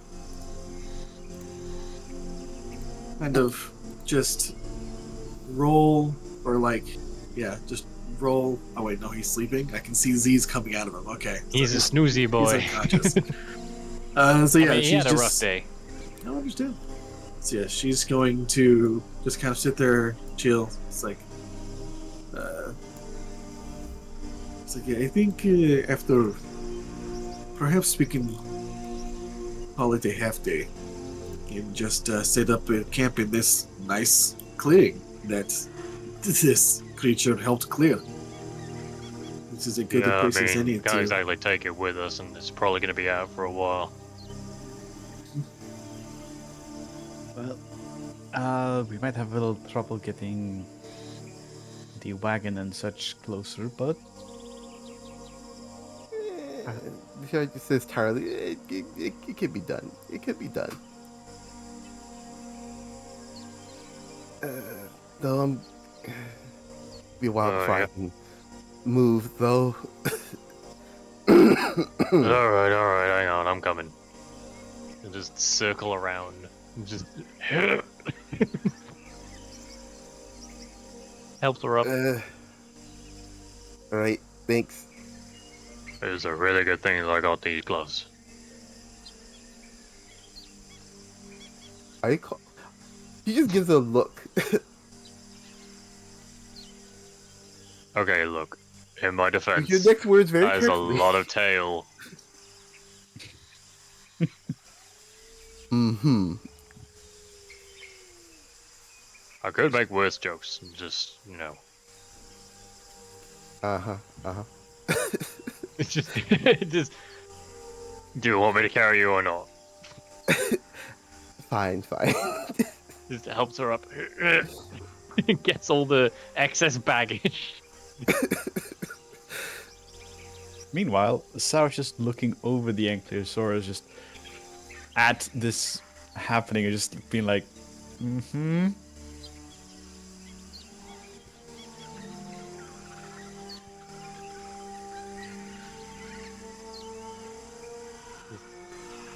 Don't just find the tree to just dump her next to or Make it a something. nice black colour. Nope, it changed color. Yeah, make it a nice black colour. Nice. There you go. Blend in with the natural stones. But what if he was fabulous? And the black armor of Liska. I mean, Dangerous and fabulous. you have seen certain mounts, particularly in Itzel, where they sort of painted. They've done war paints on their mounts a lot of times. Yeah, you gotta get him to level 10 before you unlock that skin. What I'm hearing is adamantine armor for the mount. I mean, Sure. You got to get a lot of adamantine armor. I don't know. I mean, I have been hoarding it, so Ah. we'll see how much I have. But it's on the list after spider armor. As Groker would say, chop chop. I have 33 pounds of adamantine. So, you're gathering your things from the wagon and taking them through here, are you? We're gonna hopefully try and get the wagon through here. Hopefully. Oh, okay. Oh, I mean, Velen parked it nearby, so it's not like it's super far off. Like, I we don't drove know. as far into the foliage as we could, and then walked whatever short distance was left. Because it's like, you guys went a fair distance of scouting. It's not like you were just a couple of minutes away. Just a Personally, few minutes away for a Lisko walk. Yep. Yeah, but bitch got big strides. Also, considering last night's camp of Bastion nearly becoming someone's lunch, I would rather have Bastion over here. Yeah, we don't want to leave him too far away. Sure. That's why I didn't want to park too far. So, Also, I'll I'm gonna dump Snack on this rock. That's fine. So, I'll say just make me an animal handling check with Bastion, because to make his way through the trees, because this is fairly dense tree line. It's going to be a little bit difficult to get the cart through here, I will say. It's a 10-foot high rock.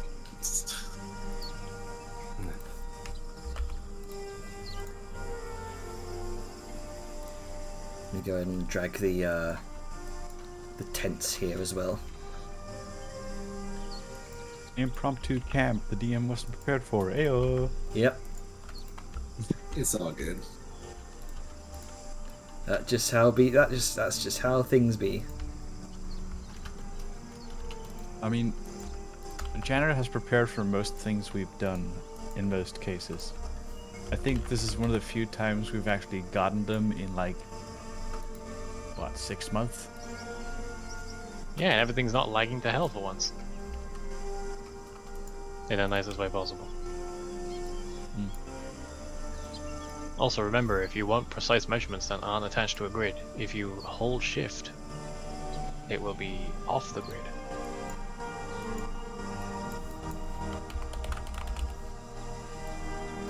Alright, yeah, make an animal handling check to navigate the cart through. Whoever's doing that. I think That'd have to be Vellum. Best of fucking luck. I'll probably help you with it. Okay, Hooray, so 8 and I imagine a +4. I assumed If advantage indeed. because oh, it didn't. Oh, why is it not proccing the holding of a halt? I don't know why, but sometimes it happens. Okay, so 18. Okay, so 18, yeah. Okay.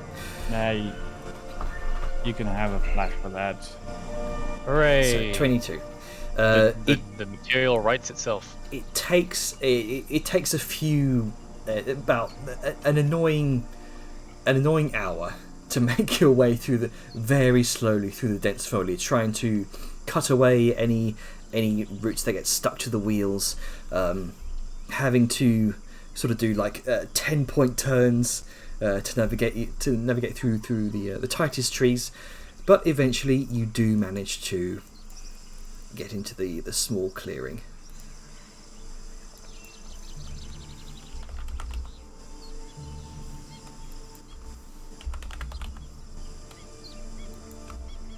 I've got to hop back between the camp and the dense clearing. You gotta to drag copy and everything paste. over. Yeah. But if you are making camp here for the rest of the day, you can feel free to talk amongst yourselves as I work on this. I gotta say, taking a level of exhaustion, so this kid can have a mount. I mean, hey, that's. I mean, it's small price to pay. That's a really good deal. Yeah. I best mean, deal honestly, it's ever. better than having to mercy kill the thing. Yeah, I really didn't want to do that. Absolutely not. She was so ready to just fucking knife this thing through the jugular. Just like if that last one failed, it would have been just like right there. Like, well, I just got this mental image of Etheria doing the during the calming bit, the animal friendship thing. It's like, listen to the calm sounds of my voice. Hold on. I could. I mean, you could do it as a margin. Just calming animals down. You have the voice. I mean, for it. monotone can be a calming one, but it's just funny to me. That's pretty much it. But she wasn't quite monotone. She was borderline singing to this thing. I Yeah. appreciate that. Oh, just a little thing. I was gonna say something to in Sylvan to Ethir from where he's sitting. Much appreciated for the help. The aid did wonders in calming that beast down. Thank you for. And she'll reply also in Sylvan or in the Satyr tongue. Thank you for your help bringing it back to the grove. Well done.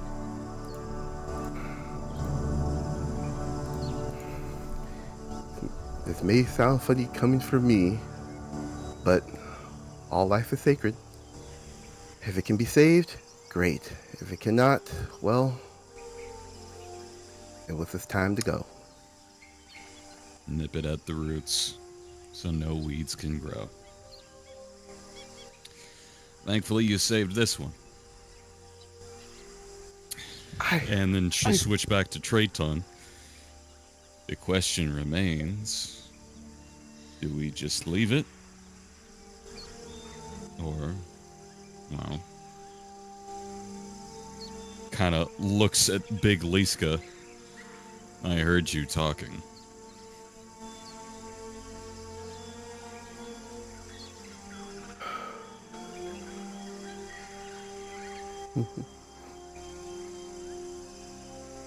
I'm sorry, was that directed towards Liska? Yeah, I thought that was still in Sylvan. Yeah, sorry. No, she switched back to trade tongue and said, well, the question remains, what do we do with it? Because, do we leave it because I heard you talking? In reference to you and Sal I think talking that- about... And I mean, I think that it would be a good mount for this type of area. Good size, strength, and has a very powerful weapon on it. I mean, I've been wanting a mount for some time. Just haven't found something that is kind of motions to herself the right size.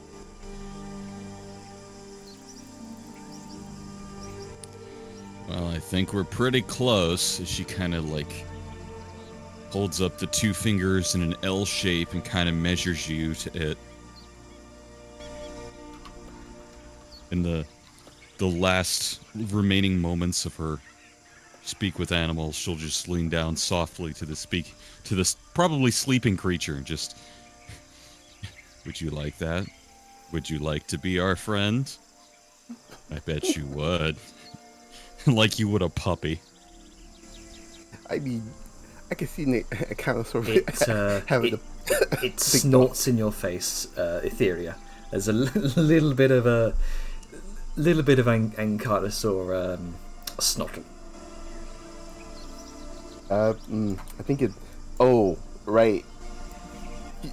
This yard speaks up. I did feed it a very sedative plant. She's still speaking in Sylvan. It might take a while for it to wake up. Back in trade tongue. Sorry about that. That's fine. Just gives Yep. me time to kind of. It scooches back a little bit. Out of character. Does that count as a poison? No, this plant is if mixed with poisons can be made into a sedative poison, but this is a plant that's sedative. Okay, by good. 'Cause itself. I was about to say I did ointment it not long ago, so I would have been like, oh wait, shit, I fucked that up. This is considered Nope. a type of food for like precise category. It's extreme chamomile tea, dude. That's not poison. It's just Yeah. Raw chamomile. Yep, just roots, stem, everything. Enjoy.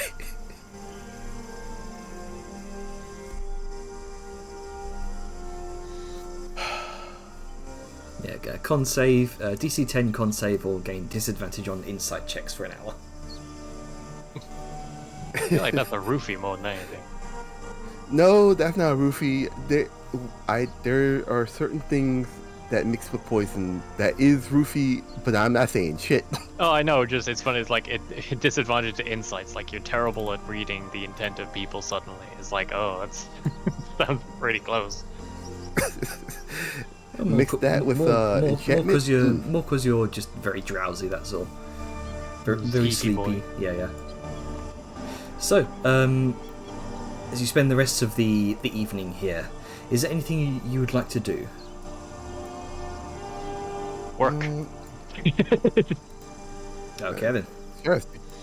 Sorry, Yeah, jokes work. aside, Vellum will be working for the time we're here, but he's like positioned himself that he can be social if need be.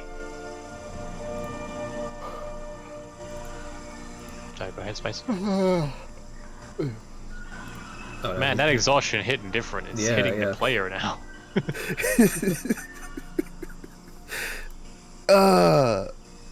You have no fucking idea.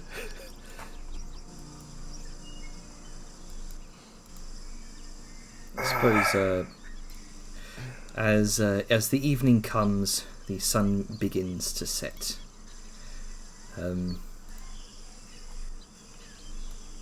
So you're kind of spending the moments here, Etheria, next to the Ankylosaur. Vapnia kind of shuffles up next to you for a moment. You can see she has a bit of parchment that she kind of unrolls from her cloak. So, I had a few questions. Here we go. Brace for impact.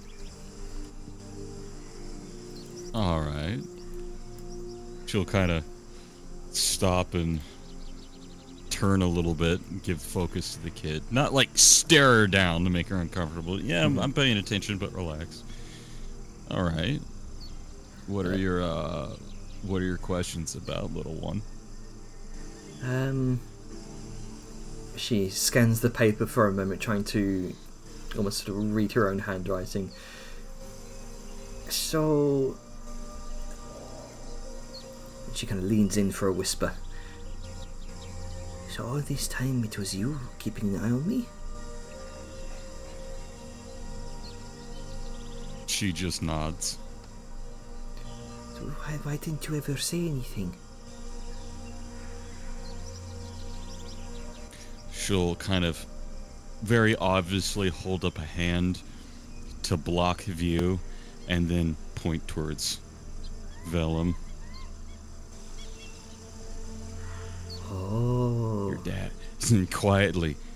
But not so much that actually is whispering, but for a child, she's whispering. Your dad might not like a stranger following you around. But I have a friend. They want to make sure that your friend, and points towards the sack with the egg, or where it used to be, is kept safe. That makes you my friend too.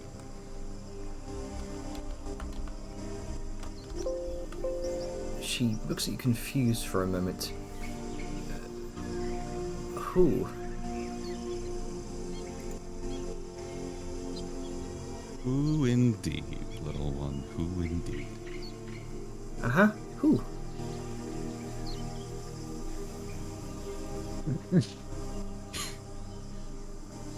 It's a secret. But let me just tell you this. And leans in and actually whispers to Vadima. It's another dragon. Her eyes widen, and she kind of looks towards the pauldrons on your mantle, and then the van braces then seems to make that connection. Another dragon. There you go. Is it like a crystal one, like Oria?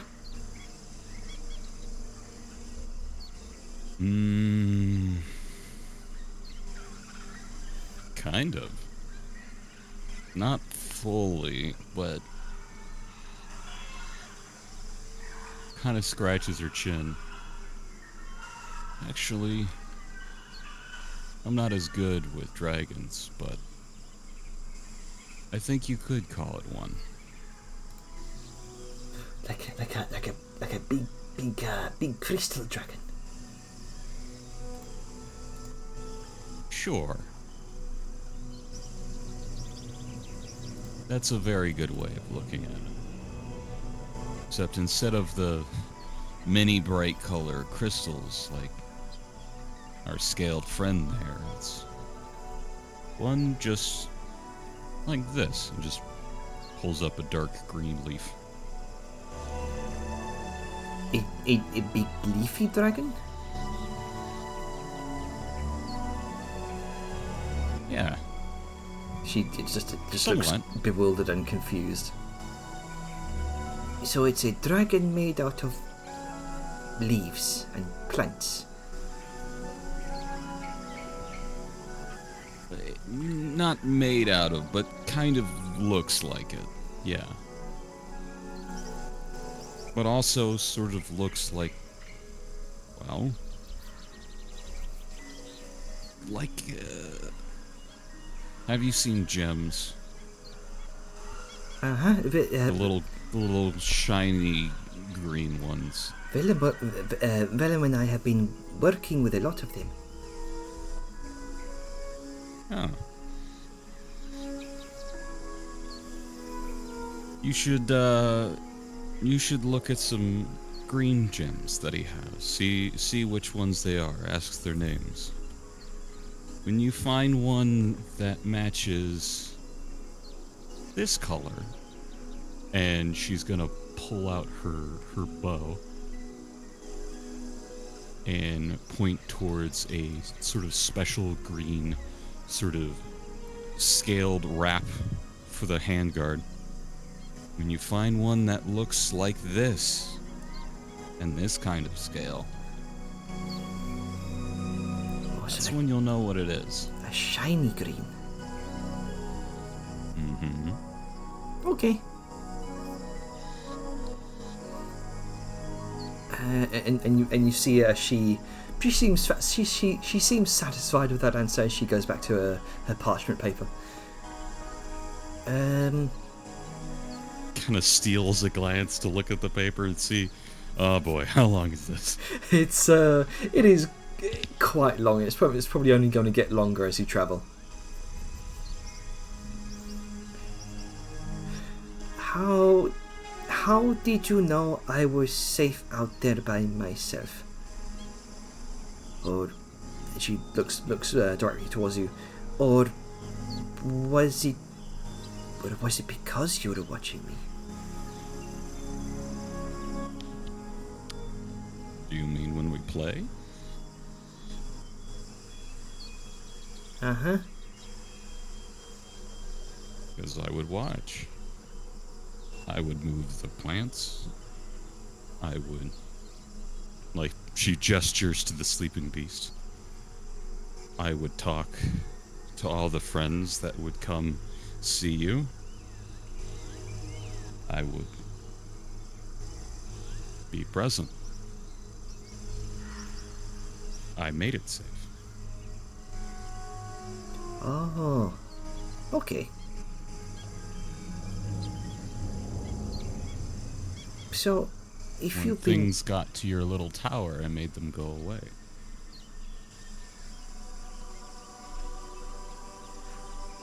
Oh. You know, there was one night when Vanya heard shortly after she stopped trancing, that she heard some sort of creature call from outside of the tower that no one else seemed to notice, and then it stopped. There was also, there was also that one moment when all the others went off to fight a big. I think Diska called it a bloodhorn, and then a bunch of I think they were called raptors came and started scratching at the tower, and then they just wandered off. Was that you? Mm-hmm. Can I tell you a secret? Mm-hmm. And she'll lean in and she'll whisper in Sylvan. The little green ones were me too. I thought it would be fun for you. She smirks and gives out a small quiet snicker. But Angus didn't seem to like them. That's why it's funny.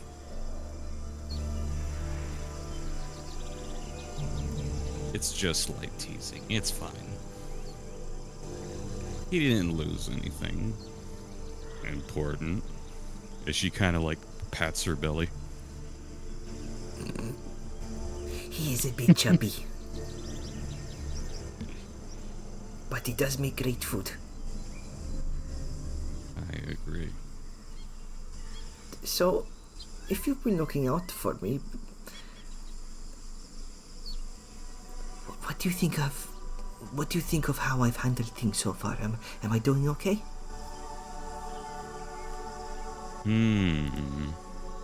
Kind of mocks rubbing her chin. I think you're doing pretty well. You handle yourself. You can climb well. Even learning to drive that cart. I think you're doing quite well. It gets simple once you get the hang of it. I like Took a bit I of like getting used hoping to. it more. There's just something about feeling the ground underneath you. About the grass beneath your hooves. The bark between your fingers. Wind in your hair. She gives a silent nod. There's that, actually, what's your passive insight? Let's see.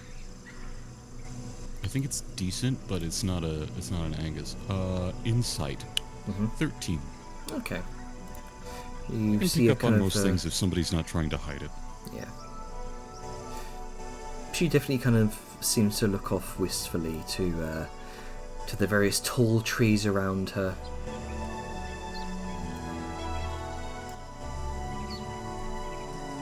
She looks at some of the branches that wind through the canopy that you've seen her climb once before with one of the natives, a very sort of athletic looking woman. You saw them race at one point.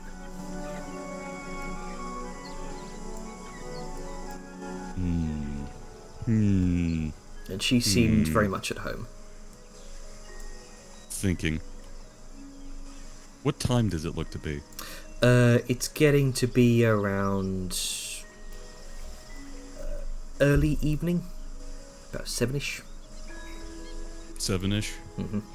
Starting to enter dusk-like hours. Yeah, I'd say so. In fact, let me go ahead and bring up the watch order, because that's the thing now.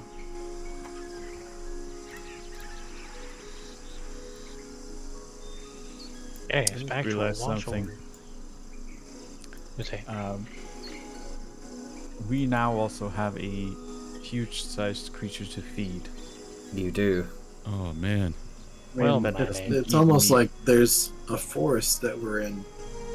And It's almost like we got multiple That people it's who its can hunt natural and forage. Yeah. So, before it gets too late. Hey. Normally I'm one to be a little bit more spontaneous and fun, but why don't you go tell him that we're gonna go for a run? Oh, okay.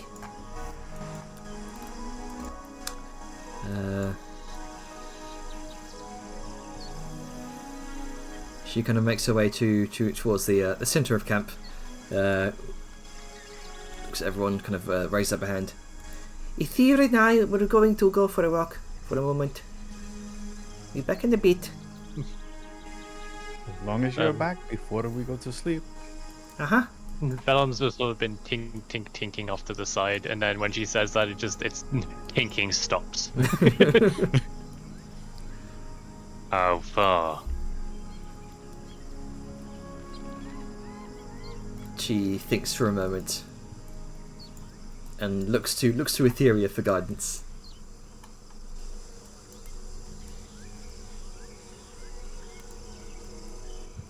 How far or how long? Yes. Hard to measure distance in the forest. Maybe laps. 30 minutes. Just by nightfall. Maybe an hour, to be honest.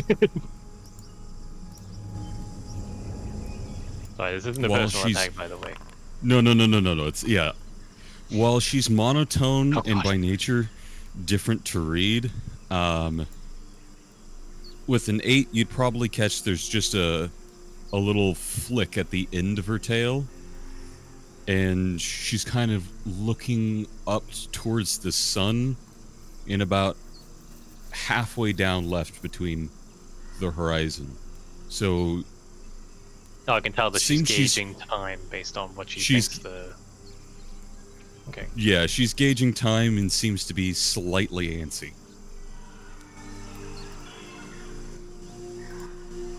Stay in line of sight of the camp and it should be fine. We don't know what's out here. If there's trouble, you yell the second it does. Got it? Okay. Works for me.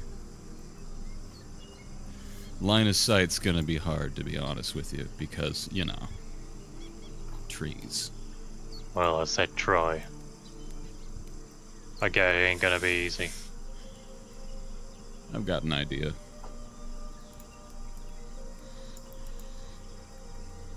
Alright, so Vabin's going to follow you, Etheria, out of camp. Oh, why you gotta put me on edge like this? Hey, me and your daughter are gonna go off into the jungle by ourselves where there's dinosaurs and, you know, nothing will go wrong. You're the one who chose to adopt her. Yeah, but I also didn't choose for her to go off with creepy Aunt Etheria. Yeah. You don't get to choose who she wants to be. And that's why he's not forbidding it, because she Yep. wants to, and it's important for her to, you know, not be restricted and all that good stuff. Yeah, I mean, she's Actually, pretty good dad. She's Don't in. want to shelter her. Yeah, she's in early teenage years, according to Satyr age. So Yeah, and if he does restrict her, she's gonna go very quickly into her rebellious phase, and that's even more of a problem. Yeah. all right. So as Just cue a little, basically a little montage, more or less running laps sort of around the camp, not directly, but close to it, exploring some of the trees and branches, using her natural climbing ability to sort of edge her upwards towards the canopies and try and get her with that idea, hey, eye level of the camp, get her to the top, near the top one of the canopies of one of the nearby taller trees. Just give her sort of a sideline of things. All right. We'll come back to that. As that's happening, That's pretty much it. okay. As that's happening, come back to camp. As slowly, the Ankylosaurus begins to stir.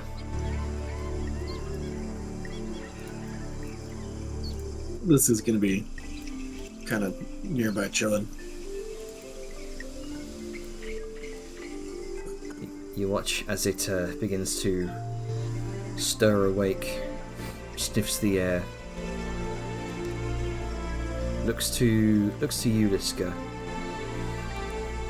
There's this really kind of stomp of one of the front forelimbs.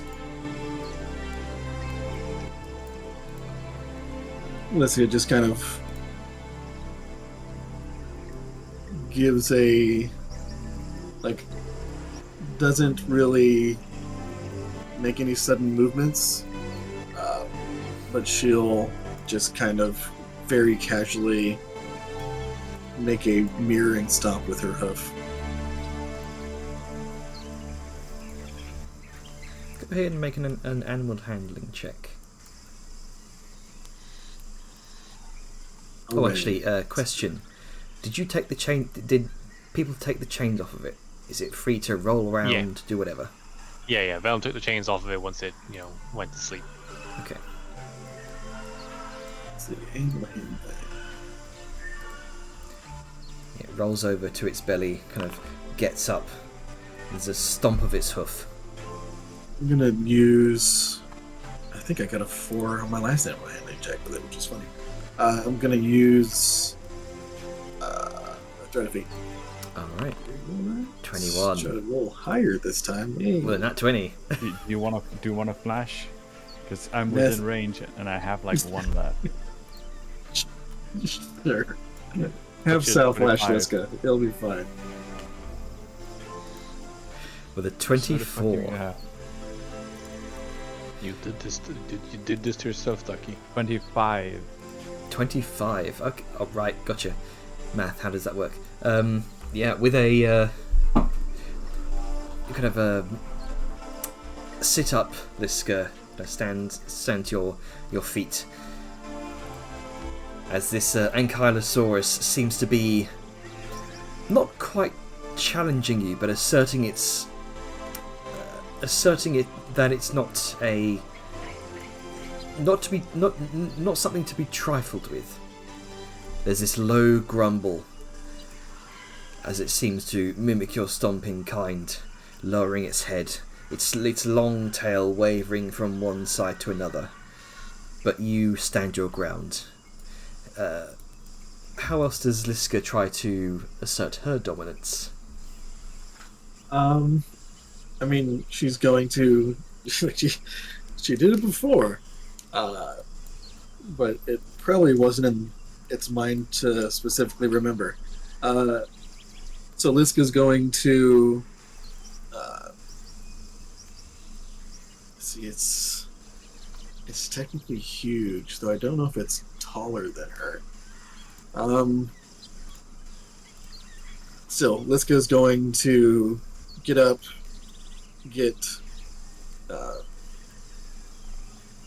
kind of get real big, make herself larger, stomp around and make her tail kind of sway back and forth, just to be like a big presence. And yeah, she's. I think for now she doesn't want to get any weapons out, but she'll like come. She will also present a strong front. With a 21. We'll just have the thing make an insight check real quick. You never know. The creature seems to back down. It has certainly seen that you are a creature not to be trifled with in your own right. There's this low grumbling, this low rumble that resonates throughout the camp, and you all see this this kind of face-off between Liska and the Ankylosaurus.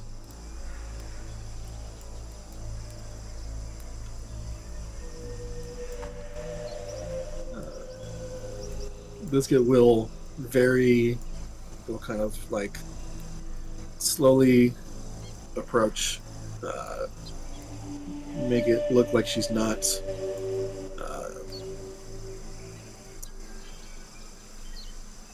with a not in a predatory sense, like she doesn't want to make it look like she's stalking or like she's going to attack, but she wants to kind of come up and with hand very clearly within sight kind of offer it out to potentially sniff, to do some head rubs and whatnot. Cautiously hold out your hand. It steps forward. Two massive club-like feet impacting the soil. The large club-like tail still raised in this sort of threatening posture. Don't as if to say, don't do anything untoward. And slowly it sniffs your hand. And then you sense it attempt to not bite down, but this curious gnawing on one of your fingers. And she'll let it happen. Punch. You grab. Essentially, you can feel that stiff bony beak. You can feel its wet tongue against your hand. Okay, that's good. And Liska is going to have some nearby. I guess since they are in a fucking forest, she's gonna snag some leaves off a nearby plant and just be like, "Hey, feed, food." Okay. They're probably hungry. Make one more animal handling check. DC's definitely lowered. That's nice. Can't give you a flash this time. I'm out. It's true. With the 21 though, don't even need it. Another nat 20. Nice. Even fate itself. Titties are getting It's meant cold, so to be. away. Yeah, it is apparently meant to be. There is this. You get the sense in your deepest heart of hearts as you hold out this a clod of grass towards the Ankylosaurus. It begins to bite into it, munch it, devours it, and you watch it as it just settles into the dirt, into the ground, contently. You get the sense there is definitely some sort of bond forged here, and not only that, you feel a slight comforting warmth against your chest where you hold that pendant of boar. And you sense approval. It's not a bear, but it's okay, I guess. It all works out. But yeah, so she's gonna just, I guess, chill with it chill with the. I don't think she's come up with a name yet, but I mean, we did joke about Clubby, but yeah, so she's gonna kind of sit time and continue to pet it, have it get used to her being nearby, her smell, feed it some food so it associates her with, nourishment. Basically try to domesticate this wild creature. Interesting note. You don't even know like what sex it is. I mean, ain't gonna find out. Yeah. Clubby is The Clubby hammer is of club. justice is unisex, according Exactly. to Pac-Man. It seems to, you notice there seems to be a specific spot underneath the right side of the jaw, as you scritch there, that it leans into it. You might have found one of its sweet spots. Yeah. It's gonna take, get some time, get it going, get it comfortable with her, and then tomorrow we try the saddle. All right. I wasn't expecting this to work, but hey, I love D&D. That dice have deemed it so. Indeed. The dice has found you worthy. Does anyone else want to do anything before bedtime? I do want back. to have a scene with Etheria, but only when she gets back. Okay. Perfect. So as we kind of pan up towards the canopy of the trees, you found a few interesting things up there. There is an astonishing amount of this diversity of wildlife here. Some places up in the canopy are almost their own entire small ecosystems unto themselves, where certain boughs of the trees sort of form these bowl-like shapes. You can see various mosses, sort of puddles of water that have gathered there from the monsoon rains, where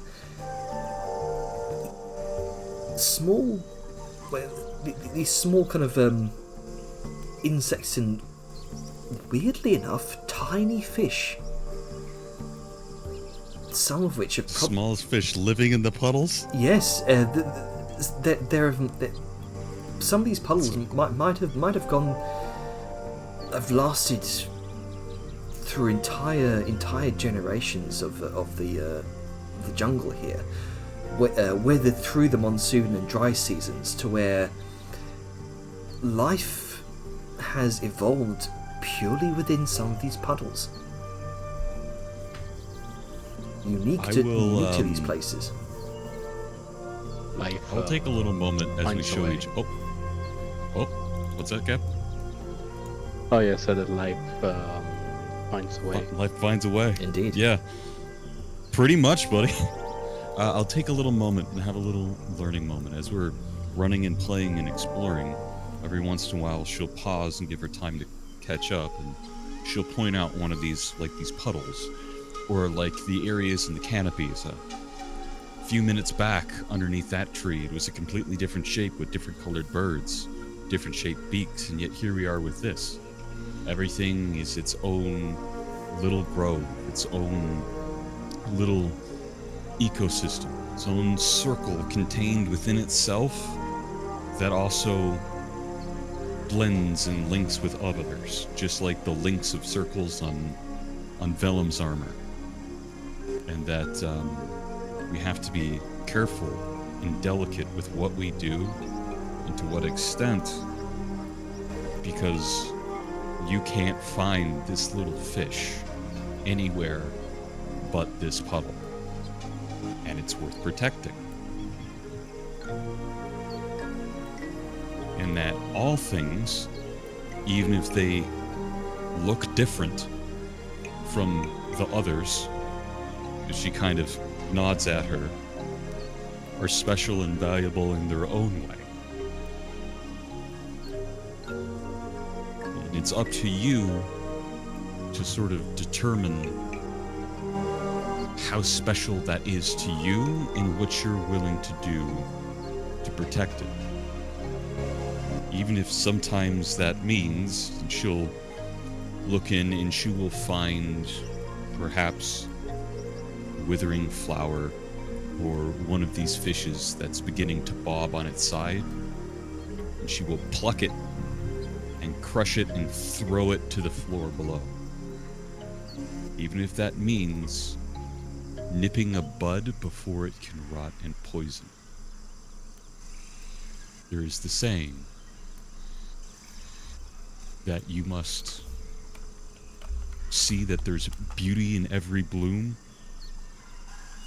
but when it turns to rot, you must curb its seed. To curb sorrow's seed. Prevent the seeds of sorrow from blooming. Intervene with compassion. But if the seed blossoms into poison, cutting its stem is mercy to the grove. As she seems to recite something that she's learned long ago during her earlier childhood. So you do know. Uh-huh. That's very good. The tenets of Armanu. Can I ask you a question, man? Uh-huh. Where did you learn that? Oh, I learned it in the Ebonwood in my own tribe. In my own learning pod. Which tribe did you come from? The Tavani. Ah, I see. I see. Kind of scratches her chin. Thinks a little bit.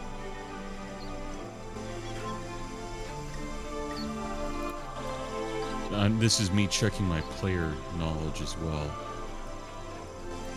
Is that of the specific region? Let me double check here. Or is that just a named tribe? That is a named tribe. In fact, make a history check. Considering it's my own people, could I argue that I may know it?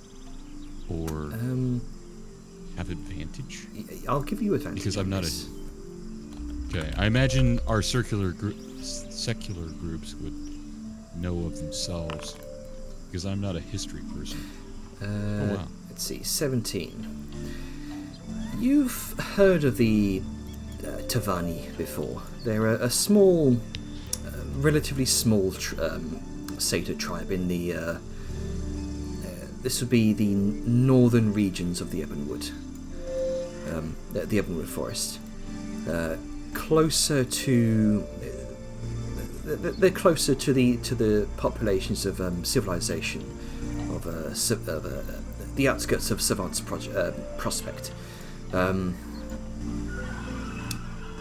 Although it's a tribe mired in tragedy, as some years ago, it was all the tribe itself was ransacked by goblins, goblin hordes, and sadly it was all burned. The Tavani no longer exist.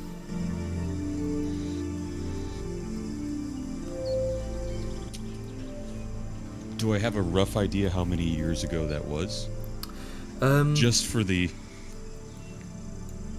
follow-up question. Oh, and when did you leave your tribe? Or rather, when did you venture out from your tribe? She'll phrase it that way more delicately. She thinks for quite a while. Perhaps 10 years ago. And where does that align up with the tribe being sacked? 10 years ago.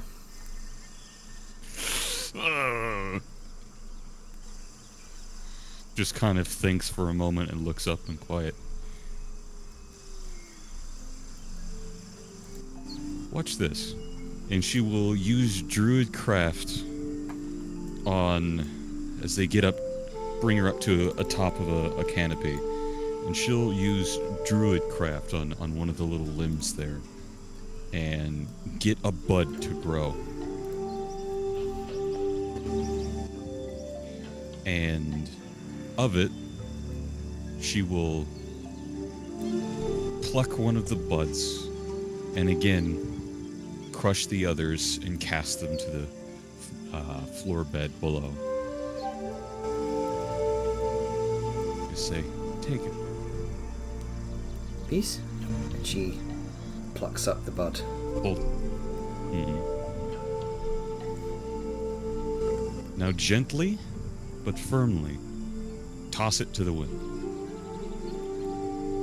She perks up a confused brow and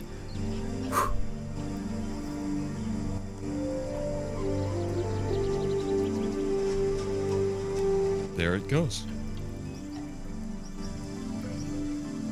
That was the last of those buds.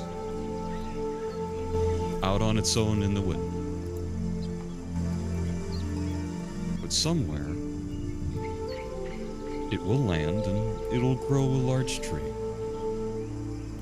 It will start its own little center of its own little grove over again.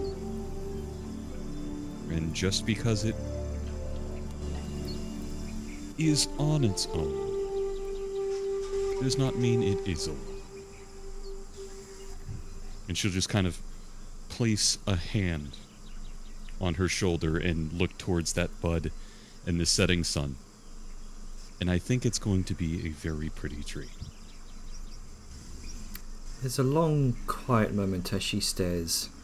You've not said that you know what happened to the Tavani tribe, but she's connecting some of the dots here. She understands that this is a metaphor, and there's this silently sad look to her face. And you gather quite a bit of introspection here. She gives a quiet nod.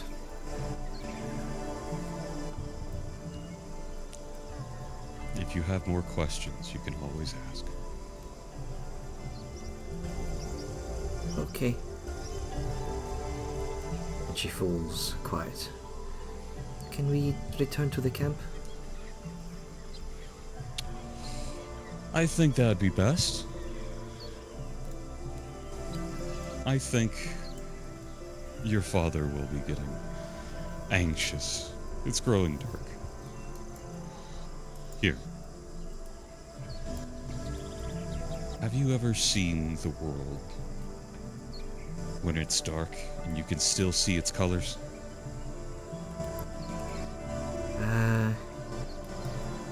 No, it's just in grey. There's a special moment, right when the sun rises and just when it sets, where everything takes on the brightest colors. There's colors that you have never seen before in those moments. When you look into that twilight, if you have the special eyes, you will see farther than anything and experience more. When everything should be gray because it's dim, you can still see color in that final moment. Would you like to see? Uh-huh.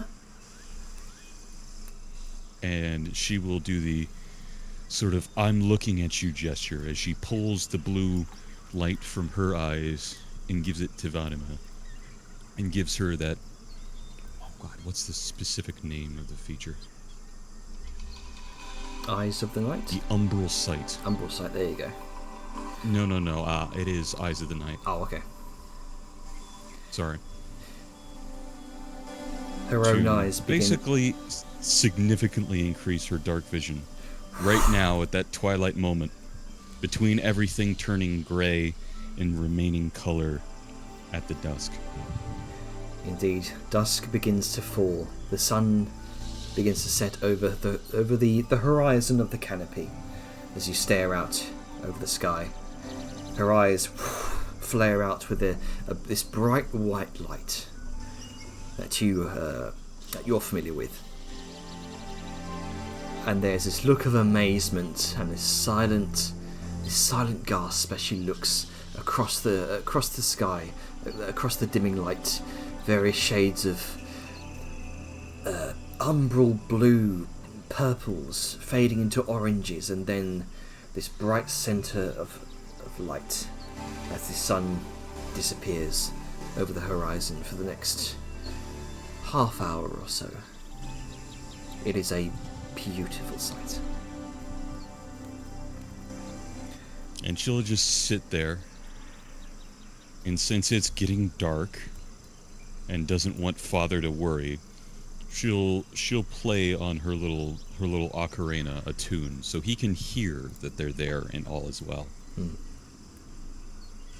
And then once that moment passes and the colors begin to fade and normal night comes, just as that approaches, she will lead her out of the canopy and back towards the camp. Lovely. Eventually, Etheria and Valdemir do return to the camp.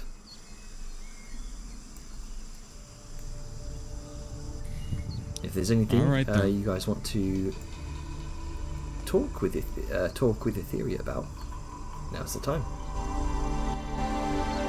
She will shoo her off. All right, on to your father. Have your dinner. Zhara's gonna get up using the Aktashi staff as a walking stick to help. It's Consider one how level tired of he is. exhaustion, you baby. He's still gonna do it. But it makes you It's- tired. Yeah. Come It's a on, very high spell. I'm cut her some joking, slack. yeah, She it's doesn't all- have a leg to stand on. Hey, I Sitting knew around someone all would make day. a joke. How long have you been waiting to use that? Probably too long.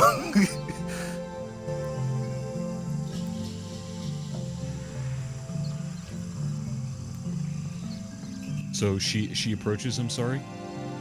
Yeah, it's gonna take a little bit, but she's gonna approach this area with probably one or two interesting questions. Oh, what brings you over? It looks. Do you also have a sheet of questions? Zhara just is, though her face being tired, she just goes like, no, it's more of a interesting one. I have office for a moment.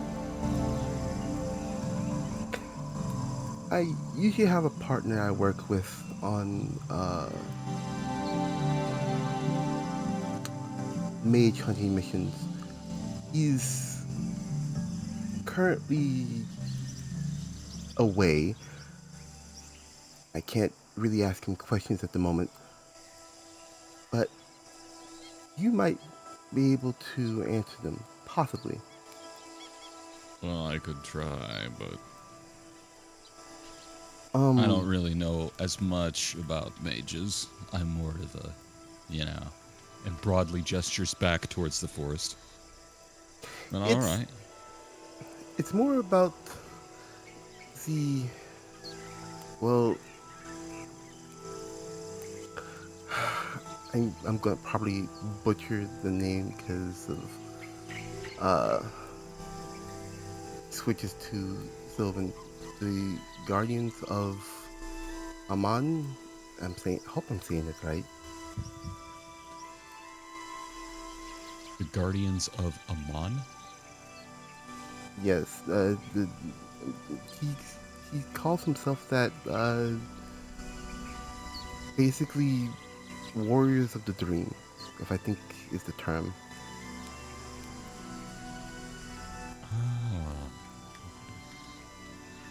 Ah.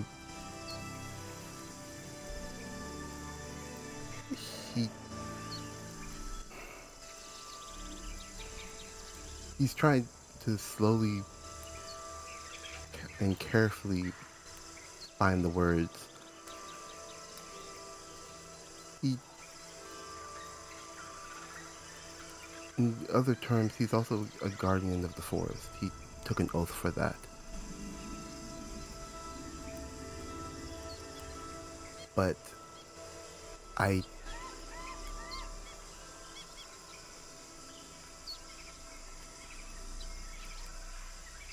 don't know if, let's just say, one of his people were kidnapped, per se. Would there be a way for a friend to notify the tribe if he was in danger, or this friend was in danger?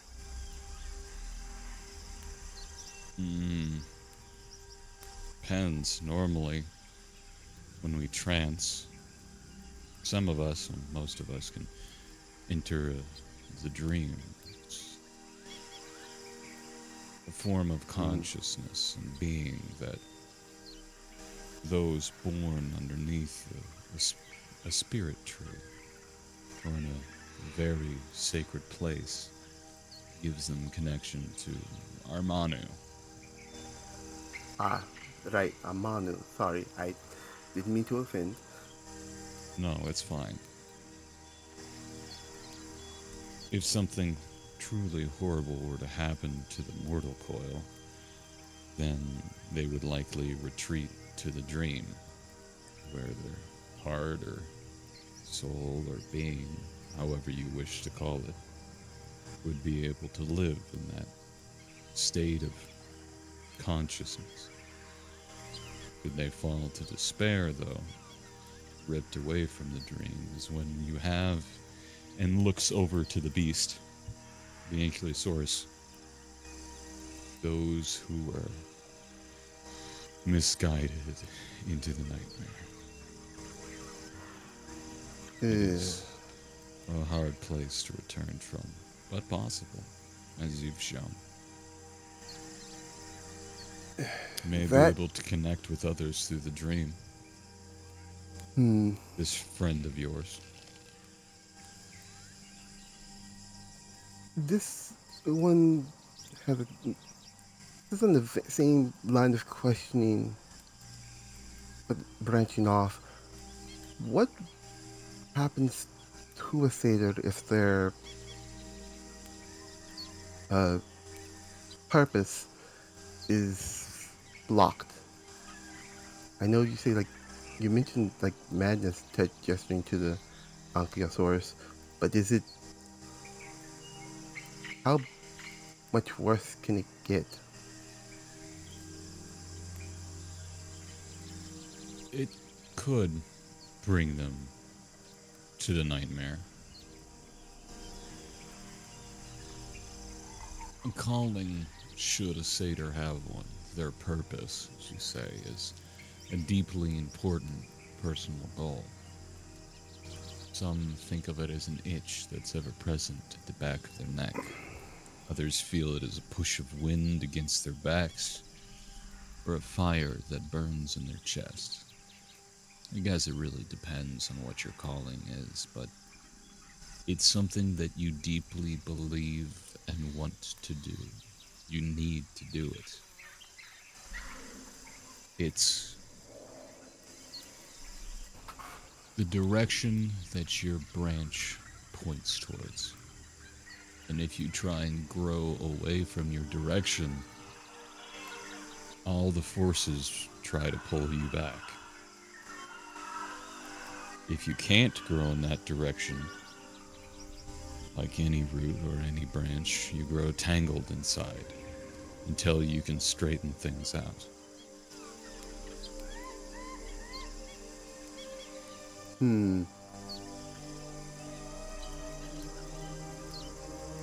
Not every satyr has one of those callings.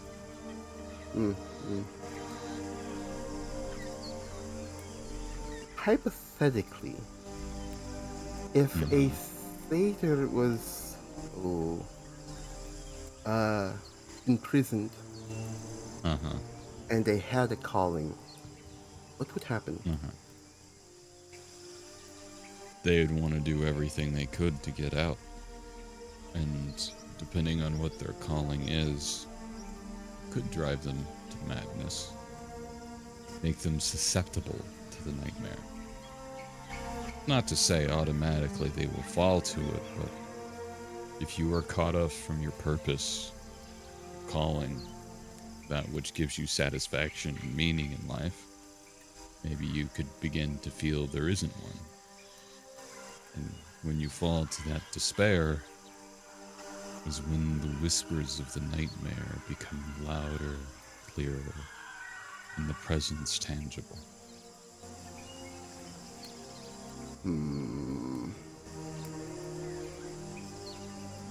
How high is a serious insight? She has a passive 13. So she's not really a people person. She's just better than your average person, able to read up on certain cues and understand certain things as she need to. Would be masterful for dealing with most common beasts, but for people, if you're kind of trying to hide something, she's not as good with emotions. She's kind of stunted. He's not a people person. Literally. I figured as much. It's like, Alright. So if you're actively trying to hide something, there's a chance she might notice you're trying to hide something, but she won't be able to tell what. And there's something that snake is hiding. At least not forthcoming of it. Mm-hmm.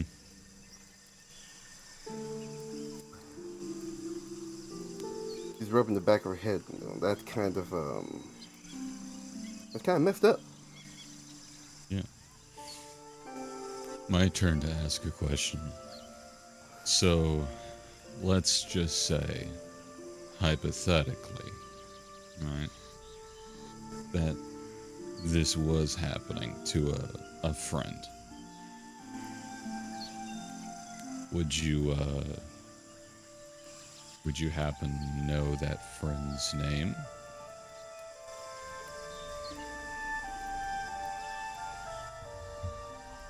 Varys Oakenhill. Right. And you happen to know which conclave or tribe they were from?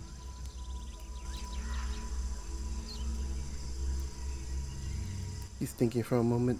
1 second. Look at my notes. Take your time.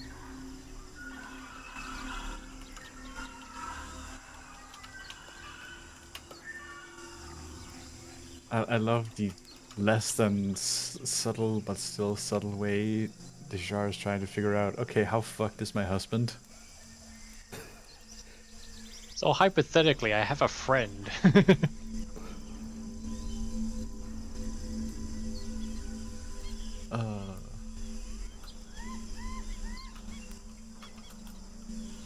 I have a friend. Let's call her Hajar.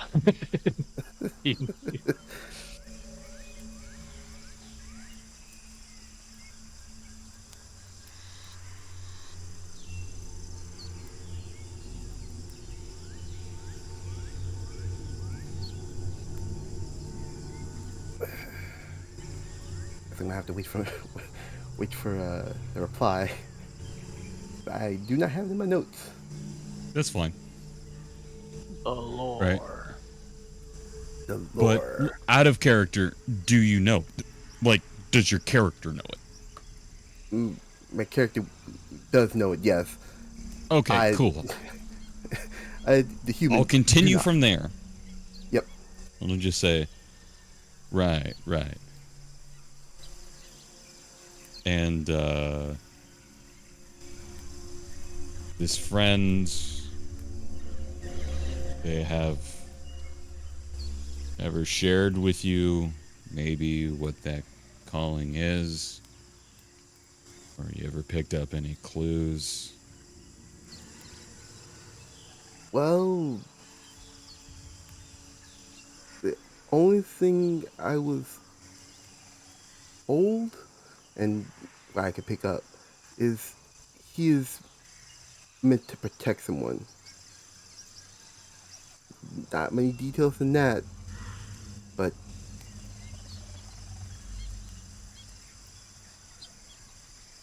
every Okay. other mission we've been on, he's been very protective. I'm, even though I probe, he's, I would just say, not forthcoming on that much. Kind of scratches her little chin of her mask. Okay.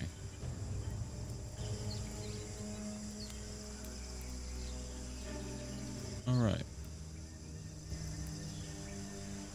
Hypothetically, I might have an answer. And hypothetically, I might get back to you.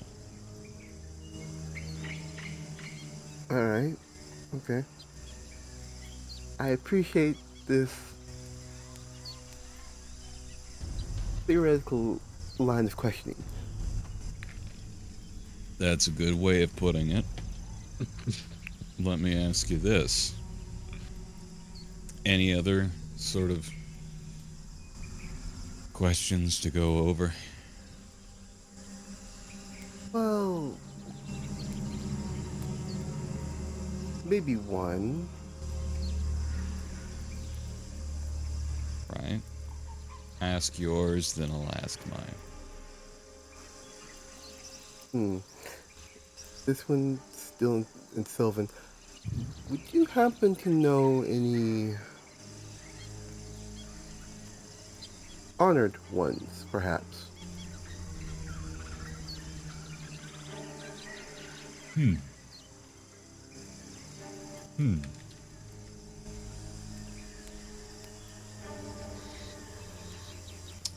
Jenner, could I do a check for that? About what she means by honoured ones. Yeah, because I want to make sure that I've got that right. Or if that would be, given my work, like a common knowledge. Yeah, make a history check. I'll give you advantage on this. Cool. God knows I'll need it.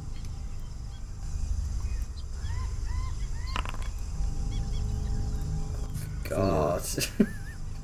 The dice god are Just to can't be even clear, help you with this that. isn't like, given my role in my society, this isn't like a common knowledge I would know what this is. Like, asking Liska, do you know what a Grand Hunter is or anything like that? It's not that type of thing. No. Because I'm not seeing that listed underneath I'll either s- thing I'll for the send Satyrs of the Conclave. I'll send you a quick DM. Okay. Because I imagine if it's directly related to what I do, I would only have a surface level with that. Unless there is, like, a specific individual I would know that you say that's the case.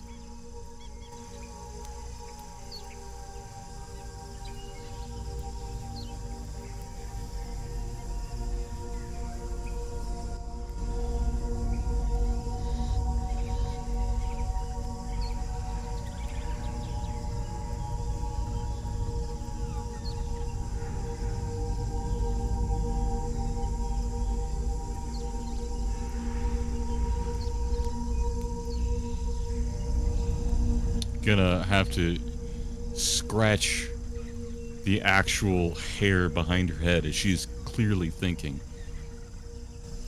I am not sure what you mean by that.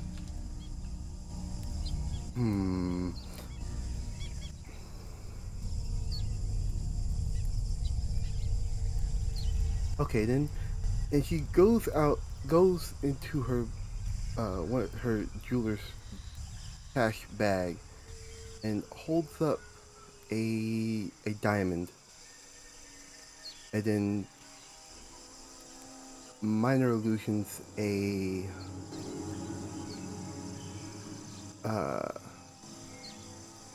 dragon, just a dragon head. You watch her manifest this strange, sort of iridescent, almost radiant depiction of a coiled dragon's head with a long coiled neck, with scales that seem to shimmer like diamonds.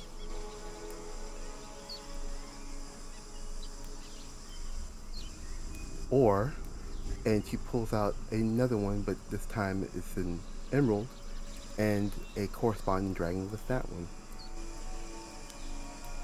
This one's scales seem to shimmer like emeralds, this verdant green colour. And honor Oh. ones. Oh. And she'll just say, in Sylvan, and she'll sort of gesture to her bow and show the green wraps of the scales. An honored one. And putting away the diamond and the emerald, she bring out. You would recognize it's not green, it is emeralds. They are emerald scales. Yep, and he brings out her crossbow, and almost like showing it, that gives a very discreet nod. I see. Showing that the crossbow is made of ebonwood. And it's demonic runes from what she's gleaned from it. Gonna read the runes real quick. Is it writing or is it just magical glyphs? Indeed, these appear to be magical glyphs. Ah. Got it. Yeah. Honored ones. I understand what you mean now. Wardens. Yes. Good to know. So you have a question for me? I should answer fully. I am here by the will of one.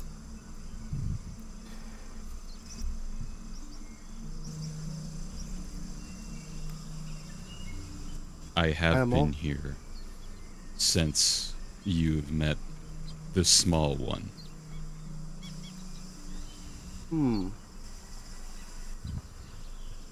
And she says, somewhat seriously, not necessarily threatening or meant to be ominous, but definitely there is a weight to the words sort of tone to her.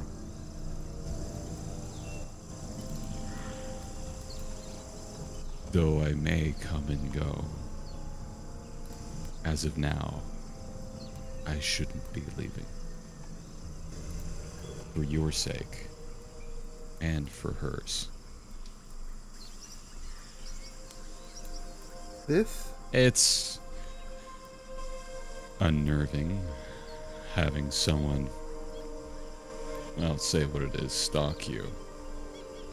I have no way really to prove it, but it's with good intentions.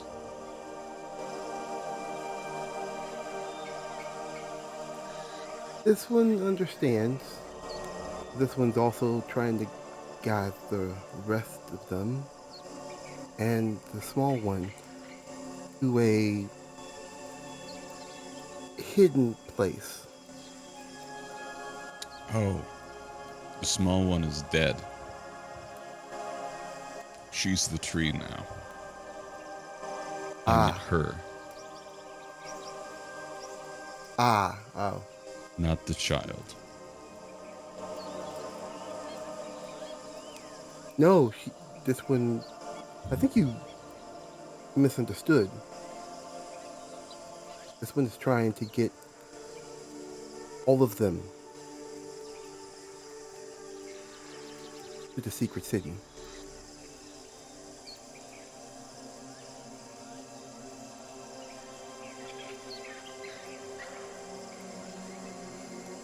Sort of thinks a moment.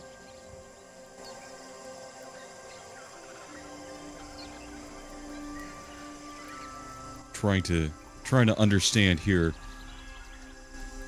Make sure we're talking about the same thing. She's referencing Ailsling, the halfling druid that died in the grove in the Morbog. He's reference to also saying there's a place for the egg and the child to be.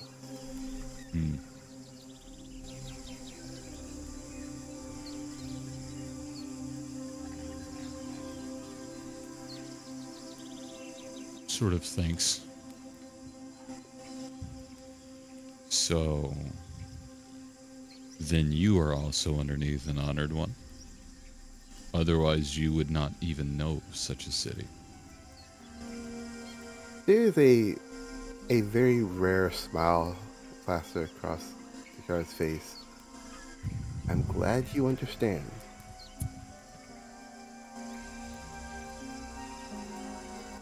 She will sort of... Let me just double check something here. She will speak to you in Draconic.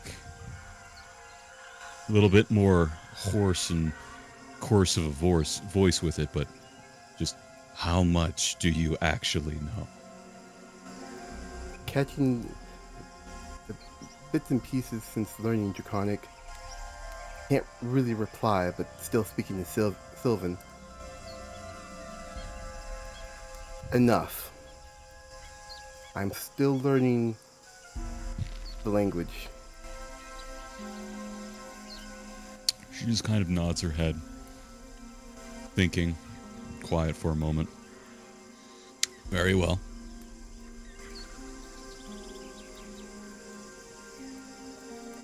Secrecy is important, but obviously hers was a prismatic dragon that she showed, correct? Yes. Correct. Got it.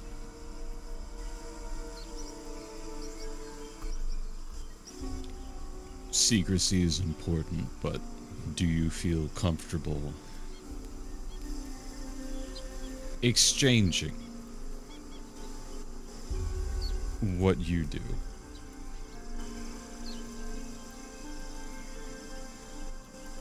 I can go into enough to where there's a deep level of understanding, yes. But I will have to be... She's replying in Sylvan because she understands you don't speak Draconic. Yeah, When Dajar said, when Dajar replied in Draconic, it was very, very broken. Mm-hmm. In fact, technically, you shouldn't have been able to understand that, but for the sake It's of gobbledygook. for the sake of roleplay, for the sake of the moment, I'll brush it aside. Just keep in mind for the future. Dishar has been practicing. But Yeah. I only caught bits and pieces, so... Vellum has taught her to say, where is the bathroom? Basically, and that's about it.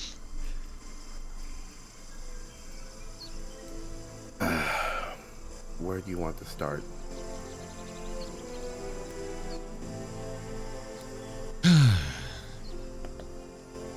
Little by little. Alright. What do you do?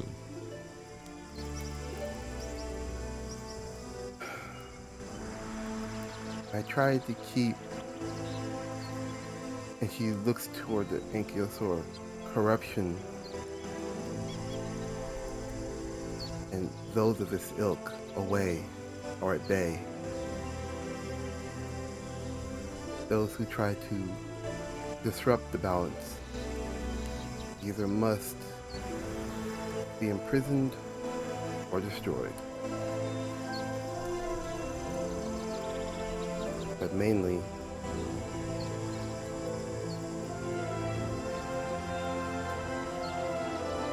I guard the Guardians.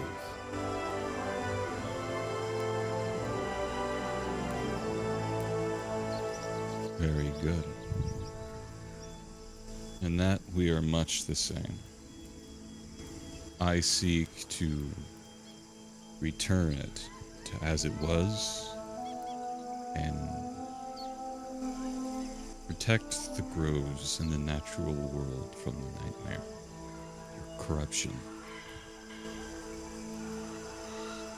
The Guardians do not need me to guard them. And she pulls out the bow. I am their tool. I am their...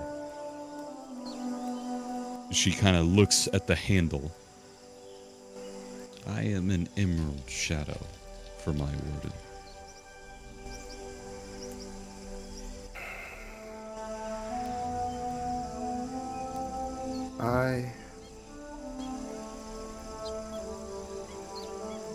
I am a purifying seeker. Very good. I like you. We'll get along just fine. What is the title that your honored one goes by? I serve the Verdant Warden. Who do you serve?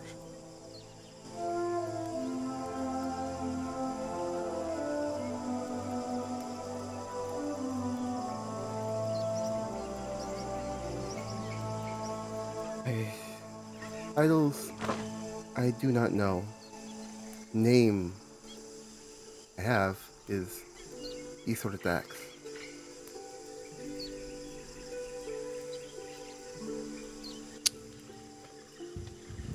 Just gonna do a knowledge check on that, Janner. Ethridax. Yep. Alright. Go ahead and roll history. History for that. Mm-hmm. Got it.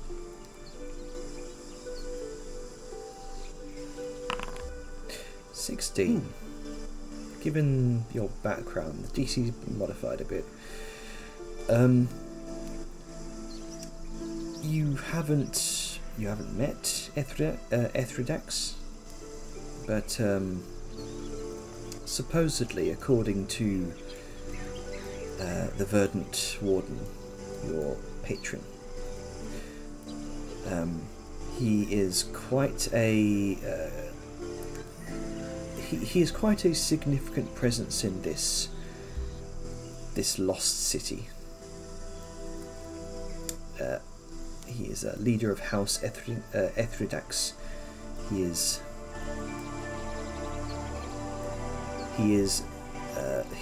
His title goes by the Crystal Radiance.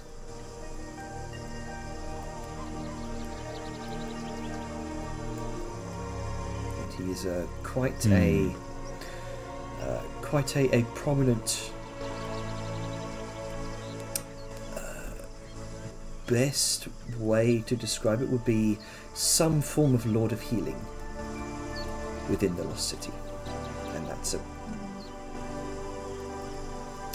good enough for me. You wouldn't exactly know much else beyond that. Ethridax. Yeah, Ethridax or Ethridax. Got it. That will also go in the DMs as a note. Perfect. Good to know. Well, as much as it's nice learning that it seems we're on the same side of the coin, I have some important business I need to do. I need to hypothetically, Varys. How did you say it again? Varys.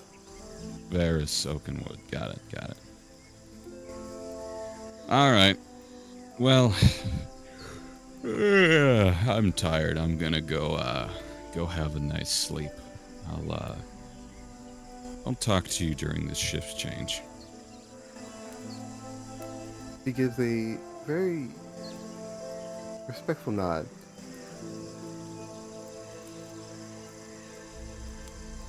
Always keep an eye out. All right. All right. And So- we want to shift to someone else because I'm done. Or unless you have any wrap up. Nope, that was pretty much it.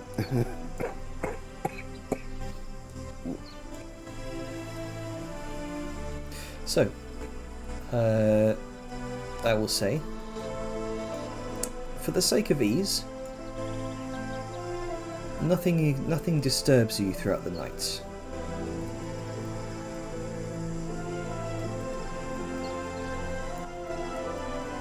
And if anyone has anything else they want to say or do, we can move over to travel the next morning.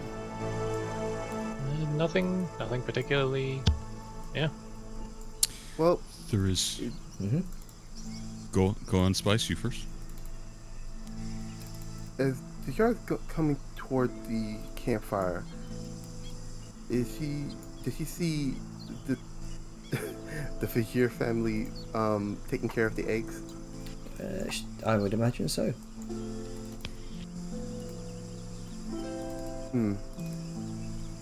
He'll, while almost wanting to pass by, stops and while filtering up to Vadmia, holding the crystalline egg. You know what? She says, I expended one energy to purifying.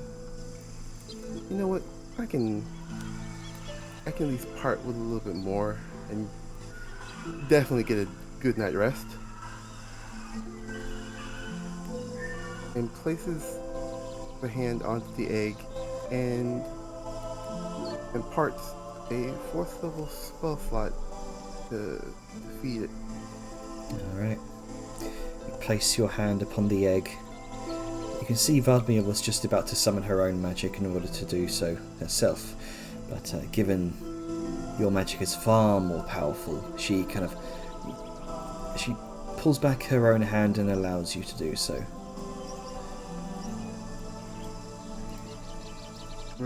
As she's doing, funny thing, as she's doing that, she was remembering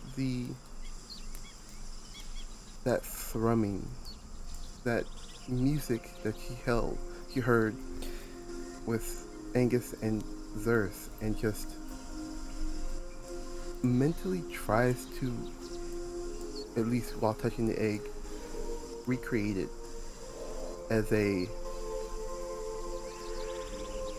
to say, I hope you grow strong, little one, as she feeds it. Just go ahead and make me an Arcana check. I'm gonna interject. Mm-hmm. It's nighttime. It's dinner time. It's a shame Angus isn't here. But with the memory of Angus, he did give you that very fancy tuning fork. It's small and not powerful, but it is tuned to the same sound, the same hum, Earthbound. It would give you advantage on any performance checks. Just watch the knee. That would happen. Yep. Yeah. Thankfully, Dejar is immune.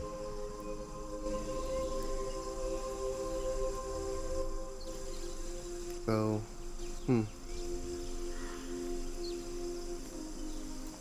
I would say that upon thinking about it,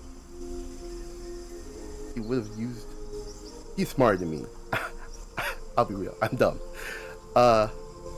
He probably would have taken that tuning fork while feeding the crystalline child and used it. But Okay. I forgot I had the. Well, I'll say, just roll me a performance check as you take out that tuning fork. Roll it with advantage, but considering you do have exhaustion, it's just a straight roll. Yep. Moments. Okay, 16. You strike it against the log for a moment, and you try to replicate that pitch perfect sound of Zerth's voice. You try to hum it. You can't quite get the correct pitch for it, and it's frustrating you. But even still, you remember that thudding heartbeat you sensed within the Laystone itself. You cast your mind back. Do, do, do, do, do, do, do, do, do. You try to fixate your memory on that as you infuse that 4th level spell slot into the egg itself. For the briefest of moments, you feel that same do, do, do, do, do, do within Aurea herself, but it's only the briefest of moments. And that connection you forged with her prior to tonight, that's how you were able to sense it.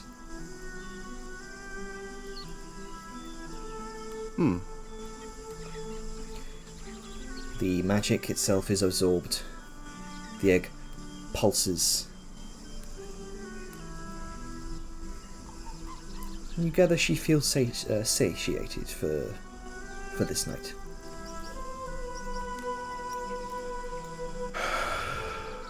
One life saved, one life fed.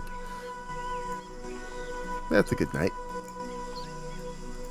Alright. You all come to rest for the evening. And the night goes on. During the night, Mm-hmm. there is one thing I need to do. Yep. During my trance in that dream,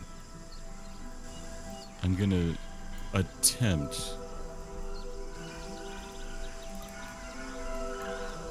to see if I'm able to actually connect myself to it. Oh, okay.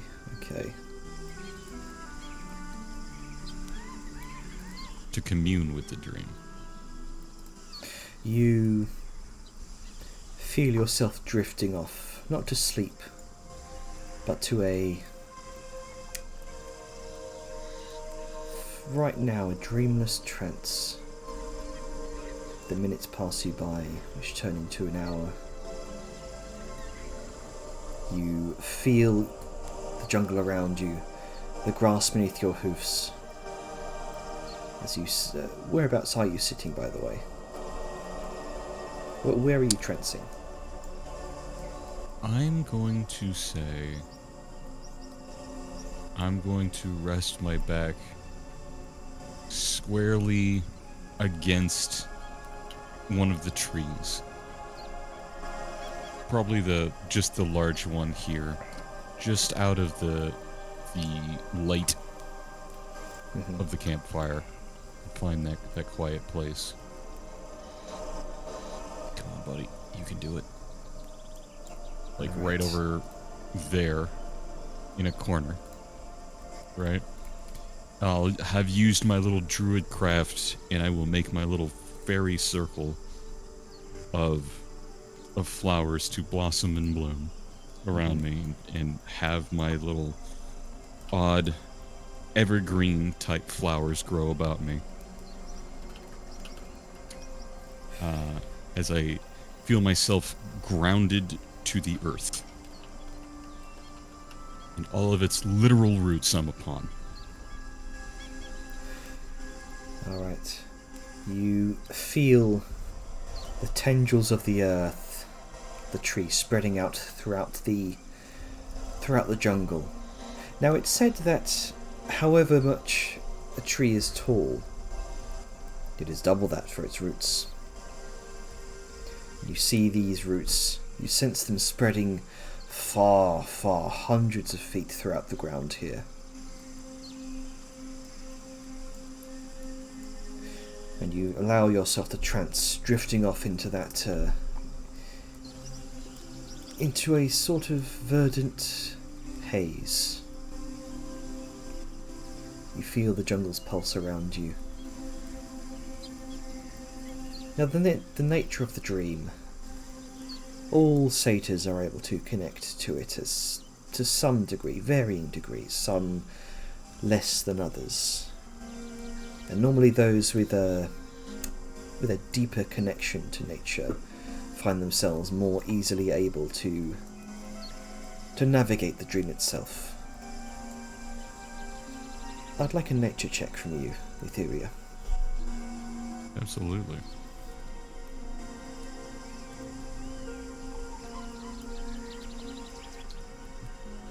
This is gonna be. I have a question. I don't have access to the Thread of Fate, right? Depends if Liska would have allowed you, because she's got it. Because I wouldn't know about it unless she's decided to include me. I don't know if I know. I don't True. know. I'm trying to think of how much Etheria would even know about. Because, I mean, the party's been... I would say she'd know about it. It's up to her if she would want to partake. Because it's not I like don't know if she'd the understand party it hasn't. either. Yeah, let's say the party hasn't actively been hiding it from her. Yeah, Whenever if they anything, take we've like a been minute going a day. about it like it's a normal thing that we do. We just sit down with this weird object for a while every day at lunchtime, like at varying times of the day.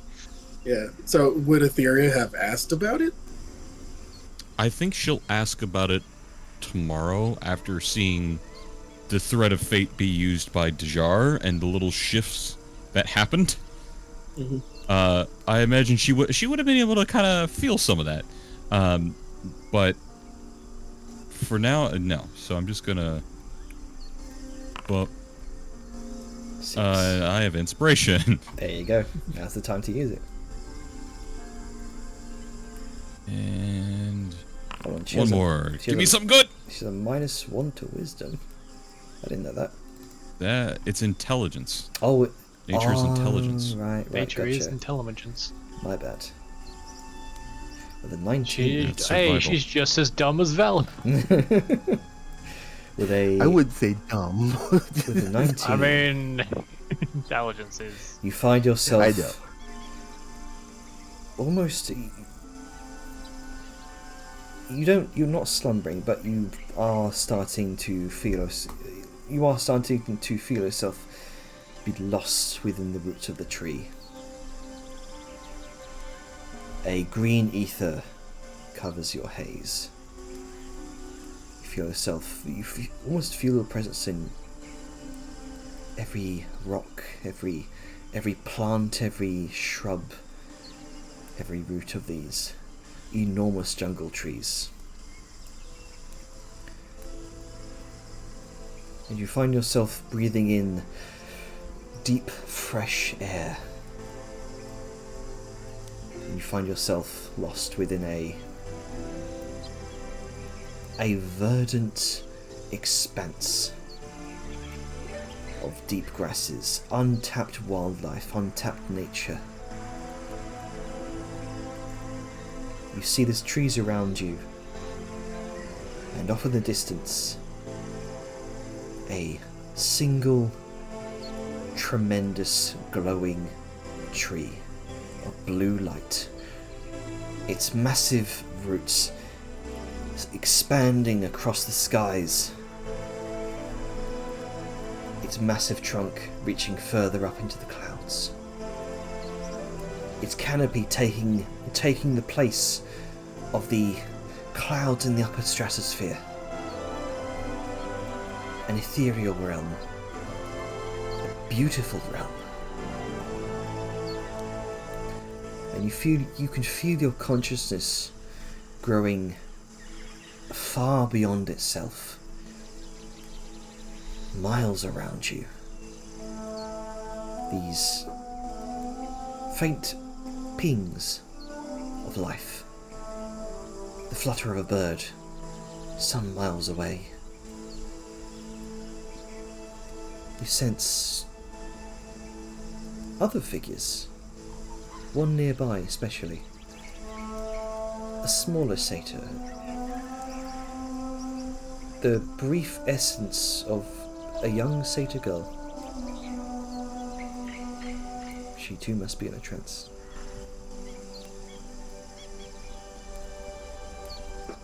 You feel her sort of reach out to you. And you can feel other figures from other miles around you reaching out as well. Not as though they're connected that same distance in the real world, but much, for lack of a better description, much like the Nether in Minecraft. You might travel so many blocks in one direction, you'll emerge on the material plane like miles away. Similar sort of experience here. There's no sense of real dimensions here in this place.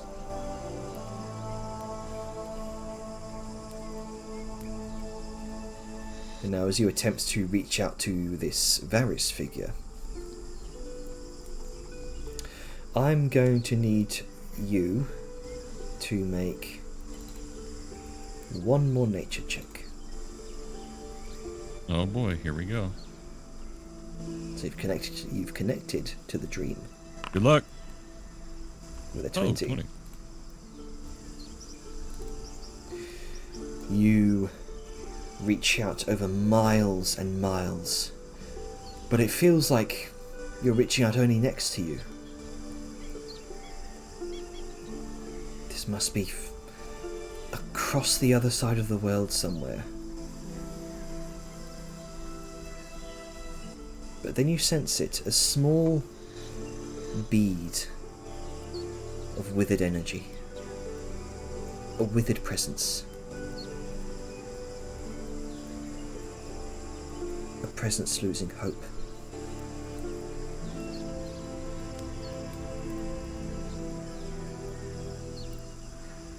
And then it seems to notice that hand that you held out and reaches out for it in turn.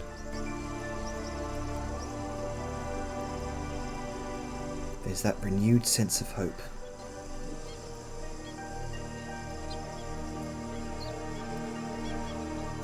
And before you know I it, imagine we can't use words or the like here. I imagine we cannot use words in these sort of semi-consciousness.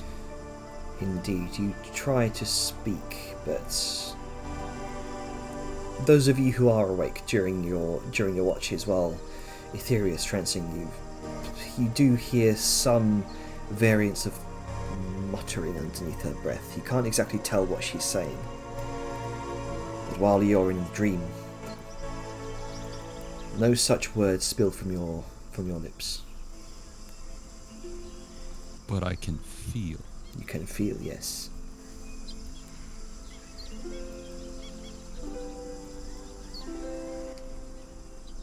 I will recall the feeling of earlier today when we were nearby in the feeling of Dejar's scales. And I will focus on that feeling as that hand reaches out. You sense fingers touching yours. A hand pressed against yours. feeling of scales. A sensation of surprise and a deep love and a renewed sense of hope.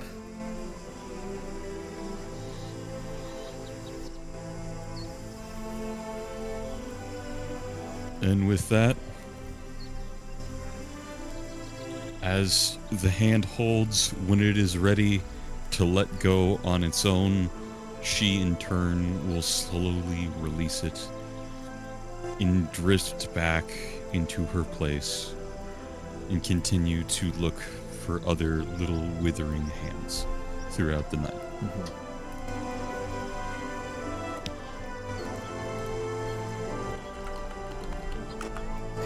All right. You will come to consciousness the next day.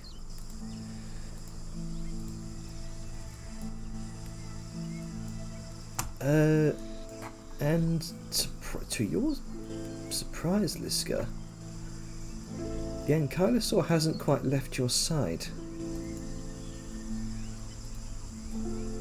I mean, I would assume that. Unless we got that connection, yeah? Mm-hmm. It yawns. I am the biggest, strongest thing of the forest. No, I am the biggest thing of the forest. Liska taps her hooves back. Well, shit, you might be right. Yeah, yeah. But it is also time. It is time. Yep. As you begin Set us off on a narrative moment. as you begin to prepare for the next few days of travel. You pack up your things, you hook Bastion back up to the cart, and join There's you. something I want to do in the morning. Mhm. Sorry to interrupt, but I don't want to skip ahead for this. So can we just end it there? Because there is something I want to do, but we are at time. We can, sure. As you begin your preparations for the morning, you can feel free to take a long rest, and we'll end it there.